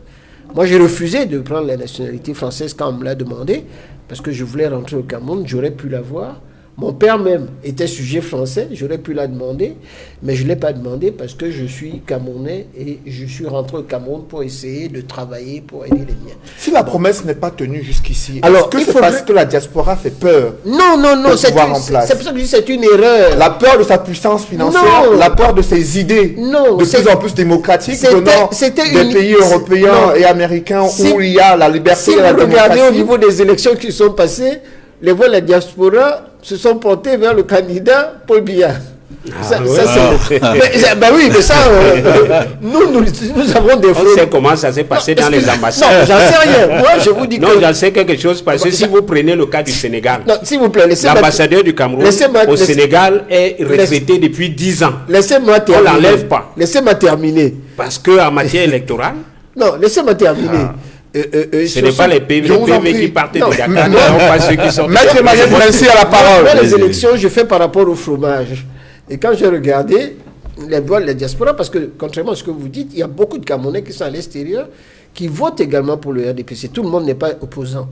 Mais sur ce point-là, ce que je voulais dire, il y aura un apport positif que l'on puisse avoir la double nationalité, parce que des pays comme le Mali, d'autres pays, le Sénégal, c'est grâce à notre diaspora, tous les villages sont construits, etc. Ce sera un apport. Donc, il est souhaitable que des réflexions soient faites au niveau... et moi, je suis personnellement pour, mais je ne suis pas parlementaire. Je dis donc que moi, je pense qu'il faudrait respecter la parole du président de la République et que cela va venir lorsque, bientôt, j'espère que ça sera fait avant la fin du mandat présidentiel, de ce mandat présidentiel en cours. C'est ce que je peux souhaiter. La deuxième chose que je voudrais dire ici, Edmond l'a dit, Edmond, tu sais que je ne suis pas tribaliste. D'ailleurs, Calabro, s'il avait donné son nom, je ne me serais pas hasardé à dire qu'il est étranger. Donc, moi ici, je viens avec mon nom. Lorsqu'on est clair, on vient avec son nom. Tout à l'heure, Maître Tchapi a dit, mon nom c'est Tchapi Joseph Lavoisier. C'est-à-dire, il s'est désigné. Donc, il faudrait le faire pour plus de clarté, pour qu'on n'aille pas dans des démonstrations en disant c'est un étranger, parce que c'est un nom qui n'existe pas pour moi, c'est un nom étranger. Bon, maintenant, si vous avez d'autres moyens de connaissance, parce que pour savoir qu'il y avait tel qui travaillait dans tel ou tel, moi, je n'ai pas pu dénombrer sur cette liste des personnes, mais il faut savoir qu'à l'extérieur du Cameroun, il y a beaucoup de Camerounais qui sont très bien formés et qui aimeraient investir ici. Donc, je ne suis pas contre la diaspora, puisque moi-même, je faisais partie de la diaspora et que j'ai encore des sœurs qui sont ma famille en France depuis 1949. Donc, c'est ce que je voudrais dire. Par ailleurs, sur la guerre au Nozo, je crois qu'il y a un problème. La guerre au Nozo, ce n'est pas le président Biya qui a déclaré la guerre au Nozo. La guerre au Nozo est arrivée lorsque ce jeune homme est allé brûler je crois la voiture, le camion, quelque chose du gendarme, du colonel. Donc c'est ça c'est ce qui s'est passé. Donc quand il a commencé à avoir des gens qui ont commencé à mettre le feu aux poudres. Et le président de la République, par rapport au grand dialogue auquel j'ai assisté, le grand dialogue, il y avait tout le monde. Vous étiez invité. Le SDF, quand vous dites que le président ne reçoit jamais un opposant, moi je me souviens très bien de Froundi qui a été reçu par le président de la République. Et je crois d'ailleurs que on a vu les images. Peut-être que les images étaient fausses. La soirée de gala, c'est la réception. Il n'y a pas que celle-là. Nous avons vu également Madame Rose Froundi qui a été financée par le président, par l'État camerounais pour aller se faire soigner. Malheureusement, elle est décédée. Donc le président reçoit les opposants. Non. Peut-être que il reçoit les représentants représentatif. Mais par exemple, vous voyez par exemple, on parle de Maurice Kamto. Si Maurice Kamto, qui a eu, je ne sais pas, 11%, acceptait sa défaite et se présentait comme leader de l'opposition, en présentant ses valeurs, ça c'est pour équilibrer. Vous ne pouvez pas venir en étant jusqu'au boutiste. Vous perdez les élections. Vous allez au Conseil constitutionnel, vous écrivez vous-même, en tant que professeur agrégé, que lorsque la Cour, le Conseil constitutionnel a rendu sa décision, on ne peut plus rien faire. Game is over. C'est terminé. Et vous continuez à dire, je suis président élu, mais le président élu est incapable d'appeler la police pour garder sa maison. Il commence à se plaindre. Il y a un individu qui est venu bavarder devant moi, alors que c'est moi le président. Il faut arrêter ce folklore. Donc si vous voulez être sérieux, à ce moment-là, on sera sérieux avec vous. L'autre chose également qui concerne la réception, il faut savoir comment ça se trouve. Edmond, les hôtels 5-6 étoiles comme Intercontinental, vous n'arrivez pas comme ça et vous allez vous asseoir dans le salon. Il faut d'abord louer le salon. Et en plus avoir des gens qui viennent. Si des gens ont peut-être un mémorandum. Mais vous avez vu, on a parlé des gens. Il y a ces centaines de personnes, vous voyez comment ils étaient même habillés. Vraiment, ça faisait honte. Des autres étaient par terre, faisaient n'importe quoi, balançaient les œufs. Mais ce n'est pas les gens qui sont venus pour dialoguer. Et on ne dialogue pas avec le président de la République sans demander une audience. Donc, vous avez fait quoi la diplomatie? Vous demandez d'abord une audience. La première chose, vous faites venir insulter le président et vous dites qu'il faut qu'il vous reçoive et il faut Le président a déjà accordé l'audience à qui? À personne. Non. Quel Camerounais? Je vous dis, il y a un problème de procédure. C'est la procédure. On ne l'engage pas parce qu'on connaît la suite. Non, tu ne me laisses pas parler. Oui, vous avez dit que vous voulez que le président vous reçoive. Pour que le président vous reçoive, vous fait une demande d'audience. Et dans une audience avec une délégation qui est connue, vous passez peut-être par le directeur de cabinet civil, à ce moment-là, on peut vous recevoir. Mais si vous commencez déjà à dire on va le chasser, on va le sortir, on va faire ceci, et vous venez avec des revendications en faisant la guerre, en balançant les œufs à tout le monde, on ne vous recevra pas. Est-ce que justement cette attitude de se braquer qui aurait amené justement à la situation dans le nord-ouest et le sud-ouest? On se souvient quand les revendications avaient commencé, revendications sociales et d'ordre corporatiste, on a vu la même attitude de la part du gouvernement qui n'avait pas voulu échanger au départ avec des avocats d'expression anglaise, des enseignants et syndicalistes et ces jeunes qui avaient manifesté dans les rues de Bamenda dénonçant l'enclavement de la capitale régionale du nord-ouest. Est-ce que vous n'êtes pas en train de reproduire le même schéma face à une diaspora qui chaque année se radicalise selon vos propres termes? Vous sautez les dates, parce que la vérité est historique. Je peux vous dire, Chap n'était pas invité, un certain nombre d'avocats étaient invités par le garde des Sceaux, je me souviens, en novembre 2016. Donc il y avait des bâtonniers, le conseil de l'ordre, un certain nombre d'avocats anciens. Peut-être on estimait qu'ils avaient quelque chose. Moi-même, je suis un ancien et avec assez relativement respecté. Et le garde des Sceaux m'avait invité et avait reçu la totalité des avocats qui faisaient la revendication. Et une revendication qui était, à mon avis, ils avaient tort. La première chose qu'ils ont fait, ils ont défilé en robe, alors qu'ils n'ont pas le droit de défiler en robe. Ils le savent. Nous avons les règles de déontologie professionnelle. Il y a des règles de déontologie. En Tunisie, excusez-moi. En France, non, excusez-moi. En robe. Non. Il dit même en France. La première chose, vous êtes dans un ordre. L'ordre des avocats peut prendre la décision de le faire. L'ordre national du Cameroun n'a pas pris de décision pour que les avocats puissent le faire au niveau du sud-ouest. Bon, ça c'est déjà des problèmes d'ordre déontologique. Si l'ordre des avocats en France, à Paris, décide de défiler, ils défilent en robe. Moi-même, j'ai défilé en robe en France. Sous instruction les ordres, c'est les résolutions prises par le bâtonnier. Et à l'époque, je me souviens, c'était pas le bâtonnier Stasi, mais je crois que c'était le bâtonnier Mollet-Vieville. Bon, donc si vous avez des bâtonniers qui prennent des résolutions, venez en robe. La deuxième chose, nous avons été reçus. Les avocats s'étaient trompés. Ils pensaient que l'acte uniforme Ouada n'était pas traduit en anglais. Ils faisaient le 24, le Kotima n'était pas en anglais, etc. Ils disaient n'importe quoi. et que c'était même pas... Et je me souviens... C'était pas traduit. C'était traduit. C'est à la suite de leur manifestation de manière rapide, le ministre de la Justice a saisi le secrétariat de l'OHADA. Laisse-moi te faire... mis à la disposition du ministre de la Justice. Non, laisse-moi te faire un rappel historique. Version traduite. Dès 1994, le gouvernement camerounais l'avait traduit.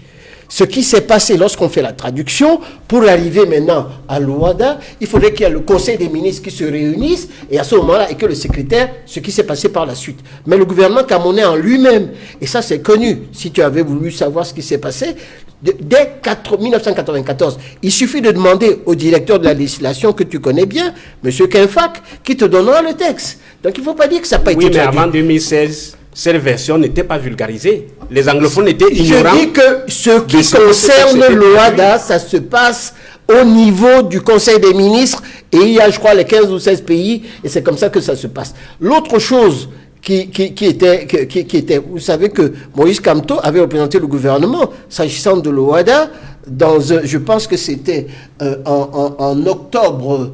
je crois 2000, si je me trompe, peut-être 8 ou 2004, il avait représenté le gouvernement camerounais sur les traductions. Il avait demandé, d'ailleurs, c'était lui qui était ministre délégué, qui avait déclaré qu'il faut faire la traduction.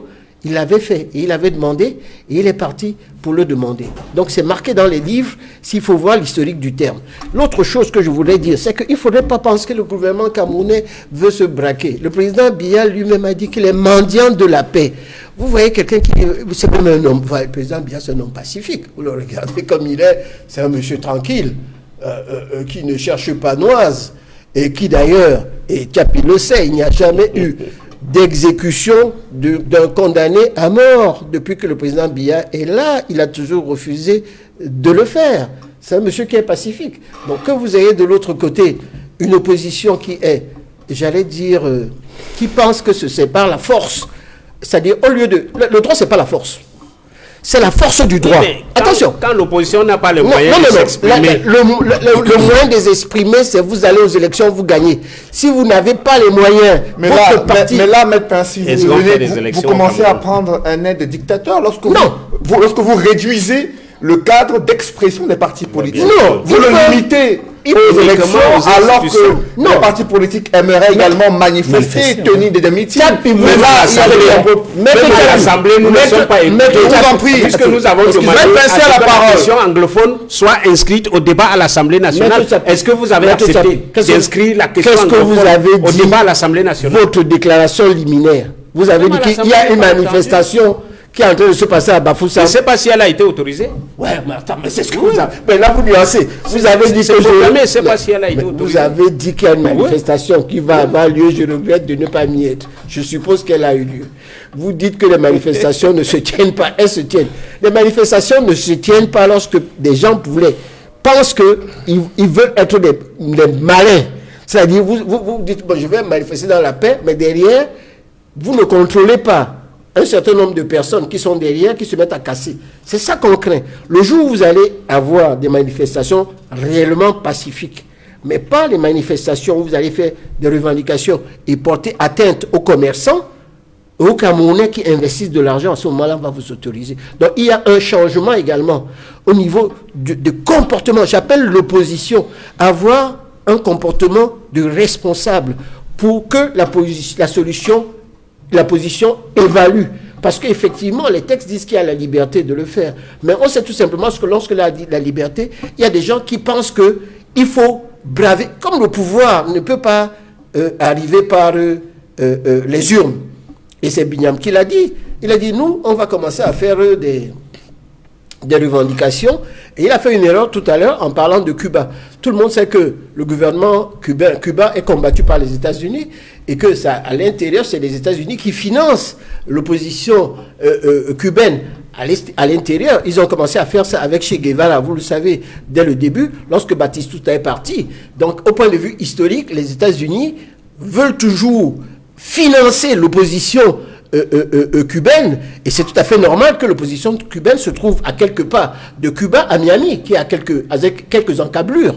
Donc il ne faut pas parler de quelque chose qui est tout à fait différent. Le Cameroun... On a parlé de manifestations, si vous permettez. Non, on n'a pas dit que ce sont les pro-américains qui manifestent. On a dit dans la diaspora cubaine, il y a deux tendances. Il y a une diaspora qui est pro-régime cubain, et il y a une diaspora qui est pro-américaine. Mais les deux tendances sont libres de manifester sur le sol américain.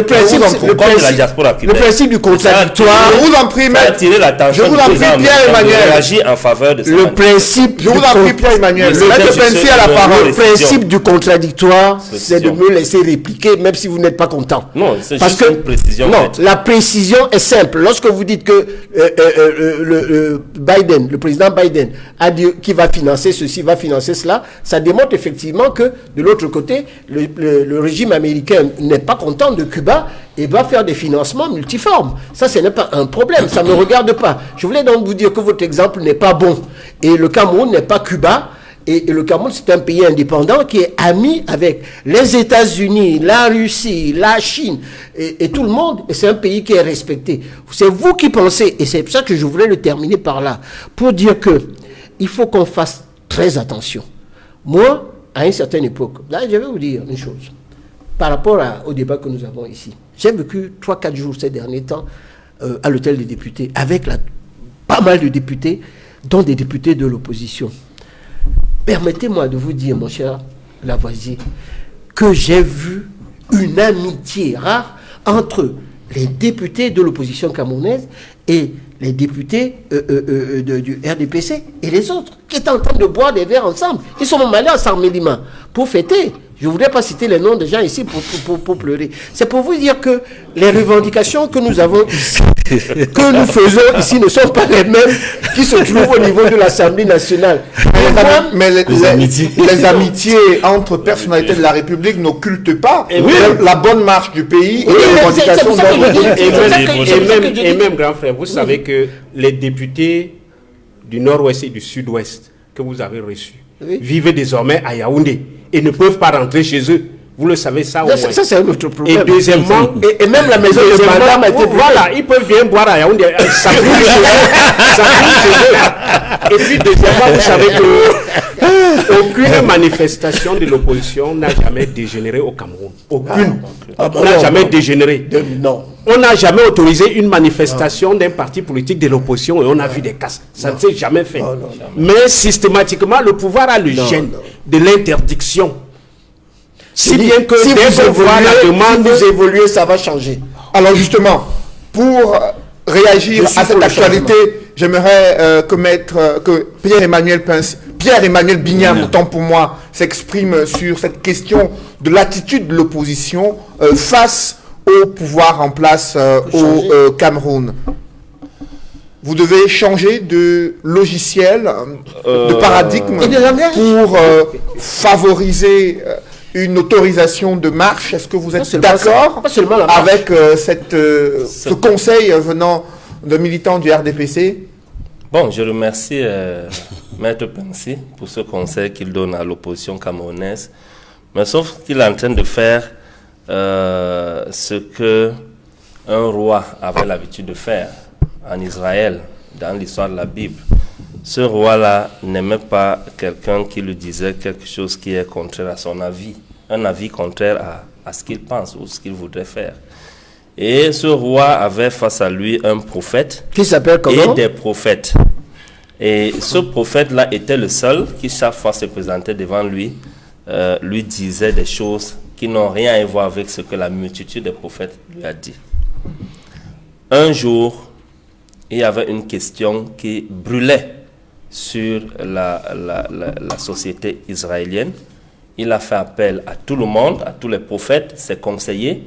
Ils lui ont donné la même version en lui disant « Oh roi, il faut aller en guerre, Dieu est avec toi, voilà, c'est bon et tout. » Quand on a appelé ce prophète-là, ce contradicteur, le roi lui a posé la question « Qu'est-ce que tu penses de cette question ?» Il a répondu au roi « C'est bon, tout est bon, comme ceux qui m'ont précédé ont indiqué. » Le roi était étonné. Il lui a dit « Mais depuis quand est-ce que tu me donnes un avis similaire à celui des autres prophètes? Le roi était inquiet. Le prophète a voulu quitter le roi. Il a insisté que le prophète ne parte pas du palais. Il lui disait la vérité. Il lui a dit, toutes les fois que je t'ai dit la vérité, tu m'as pris, tu m'as jeté en prison. Et parfois, je me suis exilé d'Israël. Aujourd'hui, je te dis donc la vérité. Fais ce que les autres prophètes ont dit. Mais, intérieurement, le roi était troublé parce qu'il sentait que ce que Michée vient de dire n'est pas la vérité. Il a insisté. C'est en ce moment que Michée lui a dit la vérité. Donc, le RDPC ne peut pas dicter un comportement à l'opposition. Parce que c'est ça qui a amené le fait qu'aujourd'hui, le RDPC a une opposition qui est sa propriété. Nous ne pouvons pas avoir un calendrier de comportement, de revendication, de protestation qui est dicté par le RDPC, parti au pouvoir. Non. Sinon, nous ne serons plus l'opposition. Ils ne peuvent pas nous dire comment est-ce qu'on doit manifester, quand est-ce qu'on doit manifester, pour quel sujet on doit manifester. Tant qu'il y a la malgouvernance, tant qu'il y a la souffrance, ils ne sont pas en train de résoudre les problèmes fondamentaux auxquels les Camerounais font face. La famine, la souffrance, le manque de formation sanitaire. Le problème de santé se pose au Cameroun. L'eau, l'électricité. J'ai l'habitude de dire qu'à Douala, parce que je ne parle pas des zones reculées, rurales, je dis à Douala, les Camerounais meurent de choléra pour manque d'eau potable. À partir du moment où le gouvernement n'arrive pas à résoudre ces problèmes, à mettre un terme à la crise anglophone, qui est en train de décimer des milliers de Camerounais, vous voulez nous dicter, nous l'opposition, comment est-ce qu'on doit protester? C'est la dictature, maître. Et si vous voulez effectivement être démocrate, laissez-nous nous exprimer. Ce sont des lois constitutionnelles. Nous avons le droit à la liberté d'expression. Encadrer ces protestations-là par la loi, à travers la police, la gendarmerie. En Côte d'Ivoire, on a vu récemment, lors des dernières élections présidentielles, quand l'opposition voulait se manifester, on leur donne des stades. Parce que sur les déclarations de manifestation publique, les itinéraires sont souvent indiqués au sous-préfet. Si les itinéraires sont indiqués au sous-préfet, qu'est-ce qui lui coûte d'envoyer la police encadrer ces itinéraires et montrer une limite, c'est-à-dire une fin, un début et une fin de la manifestation, selon que les itinéraires sont indiqués sur les déclarations de manifestation publique? Ce n'est pas la magie que de le faire mettre. Comment vous envoyez au stade alors? Envoyez-nous même au stade, on n'a pas de problème. Envoyez-nous au stade, on n'a pas de problème. Nous ne casserons rien. Par exemple, la manifestation du 22 septembre dernier, aucun commerçant ne s'est plaint d'aucune casse. Il y avait la marche. Elle a eu lieu.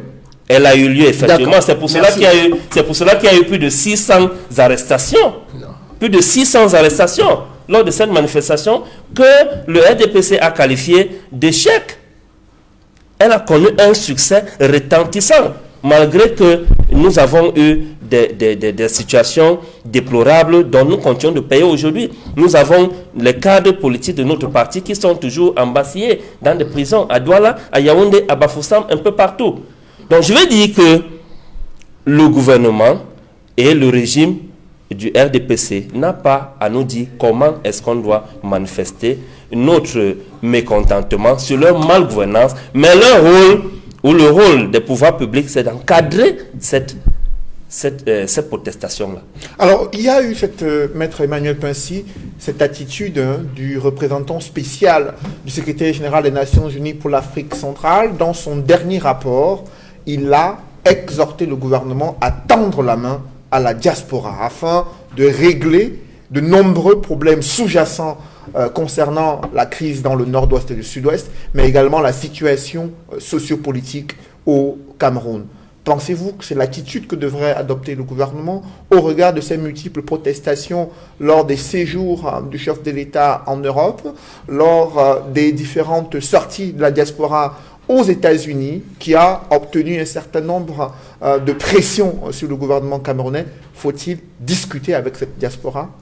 Non, mais je crois que le président, quand il va en Europe, n'a pas l'habitude de recevoir toute l'opposition. On ne sait même pas qui c'est, qui ne sont pas représentatifs, pour pouvoir discuter des problèmes qui concernent le Cameroun.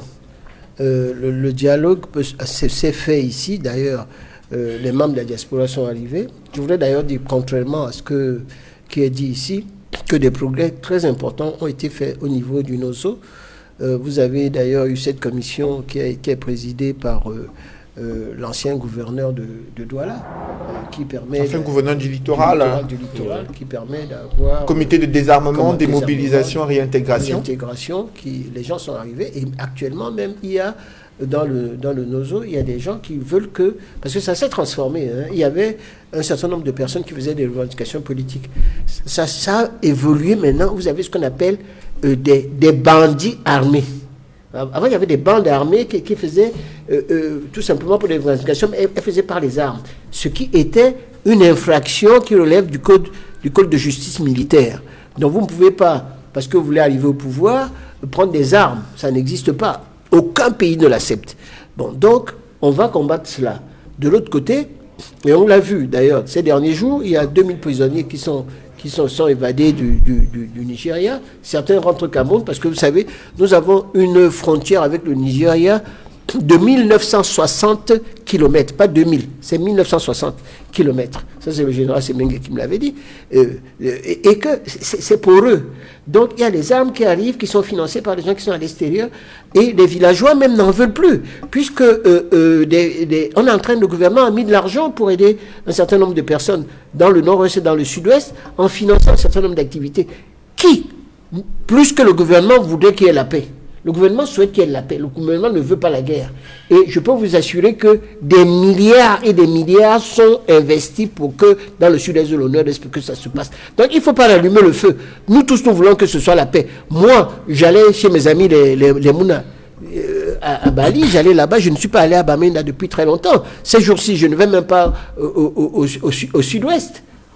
Je n'arrive pas à y aller parce que lorsque vous prenez la route Muyuka pour aller à Kumba, c'est une seule route qui est là, qui pose un problème et que vous pouvez être attaqué à droite ou à gauche. Donc, ça me pose un problème. Je voudrais que ça se passe. Vous savez, de l'autre côté, moi je suis Sawa, mais de l'autre côté, vous avez les Bakweri qui sont également Sawa. Le Premier ministre lui-même, il est Sawa. De Bankon, de Abo. Donc, ce sont nos frères qui sont là-bas. Donc, rien que moi je voudrais qu'il y ait la paix demain, tout de suite. Et ça me ferait plaisir que ce soit en paix. Et de même tout à l'heure, Edmond, tu as fait une erreur, je ne sais pas, pour Calabi. L'une des villes que je préfère le plus ici, c'est Banganté. Moi, je vais à Métia. Je suis ami avec le chef. Donc, j'adore le Cameroun. J'ai mes amis qui sont au nord. Vous comprenez, j'étais très bien avec la famille Ayatou. Le Premier ministre Sadou, c'était mon grand frère. Donc, je ne peux pas comprendre. Je suis moi-même né à Yaoundé, à Angola. Donc, je connais très bien. Mon père a été médecin à Ebolova et tout ça, qu'on appelait Ebolova. C'est-à-dire le pays des chimpanzés sauvages, parce qu'elle est pourrie, parce qu'elle est pourrie, il y avait des chimpanzés là-bas. Donc, c'est ça le nom de Bolova. Donc, quand moi, je suis quelqu'un qui adore le Cameroun, donc, quand vous me parlez de ce que veut le représentant du secrétaire des Nations Unies, mais il enfonce une porte ouverte. Tout le monde voudrait que ça se passe comme ça. Et je crois que le plus grand désir du président de la République, c'est qu'il y ait la paix partout. Alors, justement, Maître Lavoisier Tsapi, le plus grand désir du chef de l'État, c'est qu'il y ait la paix. Mais avez-vous le sentiment que tout est mis en œuvre pour parvenir à cette paix, pour régler les problèmes urgents que rencontrent les Camerounais?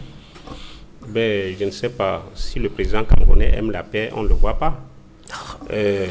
Maître Bensi ne donne aucun exemple. Mais si, j'ai donné des exemples. Prouver que le président Paul Biya veut la paix.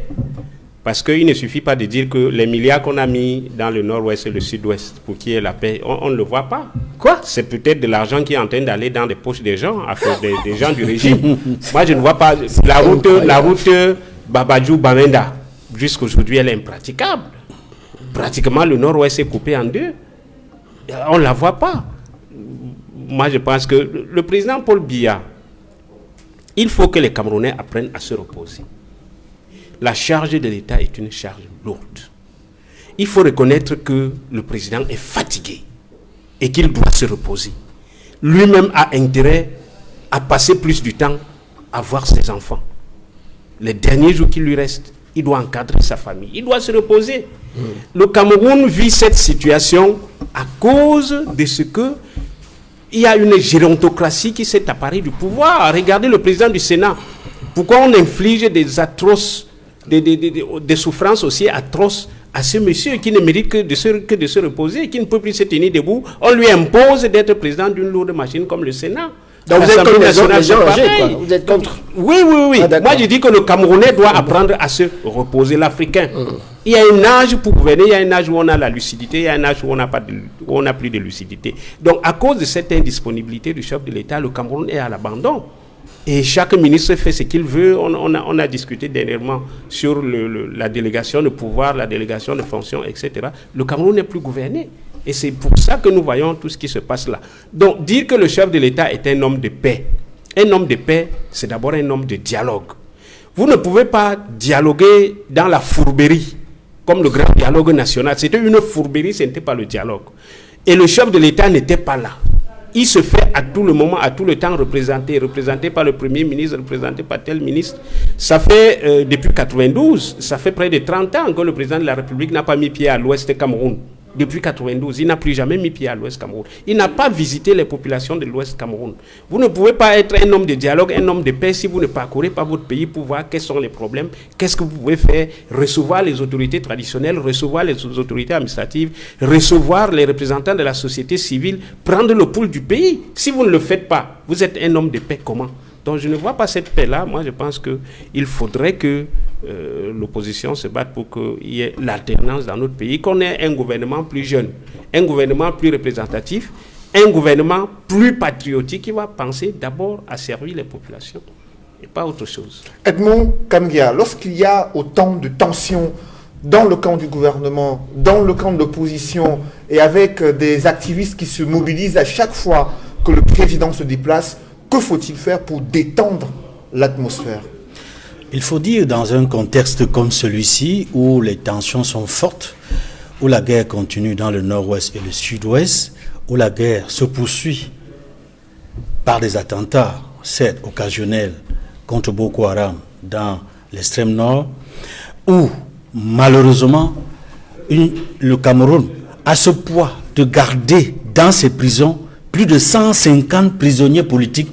Je m'interroge d'autant que au mois de septembre prochain, je me demande qu'est-ce que le Cameroun va dire à l'Assemblée générale de l'ONU. Il serait souhaitable qu'au moment où le Cameroun va se présenter, le chef de l'État va prononcer son discours à l'Assemblée générale de l'ONU, que ce soit de manière physique ou virtuelle, comme par rapport au coronavirus et généralement de façon virtuelle, il faudrait qu'il dise par exemple que j'ai libéré plus de 155 prisonniers politiques. Il faudrait que le Cameroun se décharge de ce poids-là, libère les prisonniers politiques. Il faudrait que le dialogue actuel, je précise, il faudrait que les discussions, les contacts préliminaires qui ont commencé il y a 1 an entre le gouvernement et les sécessionnistes, qui sont au point mort, soient relancés. Il faudrait également qu'au moment où les activistes camerounais manifestent à Genève, vous savez, il y a le Palais des Nations là-bas, et c'est là-bas que se tient le Conseil des droits de l'homme de l'ONU. Il faudrait qu'au moment où le Cameroun va s'expliquer sur les violations des droits de l'homme, qu'il soit déchargé d'un certain nombre de problèmes inutiles. Libération de prisonniers politiques, libération, par des arrêts de poursuite notamment, également, pour des prisonniers arrêtés dans le cadre de la crise anglophone. Parce que je ne sais toujours pas ce que fait Ngalim, Mancho Bibisi et beaucoup d'autres personnes arrêtées dans le cadre de la crise anglophone en prison depuis 2016. Beaucoup n'ont pas été jugés. Il faudrait qu'ils soient relâchés, qu'ils soient libérés, que les discussions avec les sécessionnistes se poursuivent et que ce dialogue qui est recommandé non seulement par les formations politiques, dialogue inclusif qui est recommandé non seulement par les formations politiques, mais aussi par les associations de la société civile, par les pays amis, y compris le Parlement européen, dans son dernier texte de 2019, ses dernières recommandations, mais surtout les États-Unis, qui à travers le Congrès, à travers la Chambre, le Sénat, la Chambre des représentants, toutes les propositions, résolutions qui ont été proposées, qui visent à résoudre la crise anglophone, que le gouvernement prenne tout cela en compte et fasse tout un bilan pour qu'au moment où il doit se prononcer à l'Assemblée générale de l'ONU, comme pour une éventuelle rencontre, discussion au niveau du Conseil de sécurité, que le Cameroun se sente plus allégé, plus soulagé et ait moins de récriminations quand il faudra discuter avec les pays amis qui sont à l'Assemblée générale de l'ONU ainsi qu'avec les membres du Conseil de sécurité de l'ONU. Mesdames, Messieurs, c'est la fin de cette émission. Merci à vous, Edmond Kamga et Maître Emmanuel Pincy, d'avoir participé à cette émission. Je vous remercie également, Messieurs Pierre-Emmanuel Bignam et Maître Joseph Lavoisier de Sapi, d'avoir participé à ces échanges. Mesdames, Messieurs, merci de rester sur Equinox Télévision.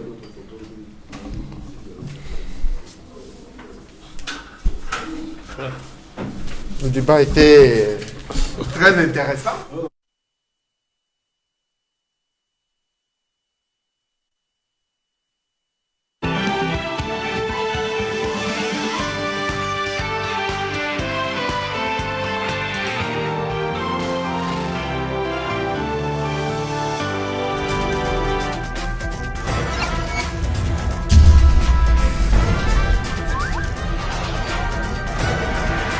Equinox Télévision, au-delà de l'image, nous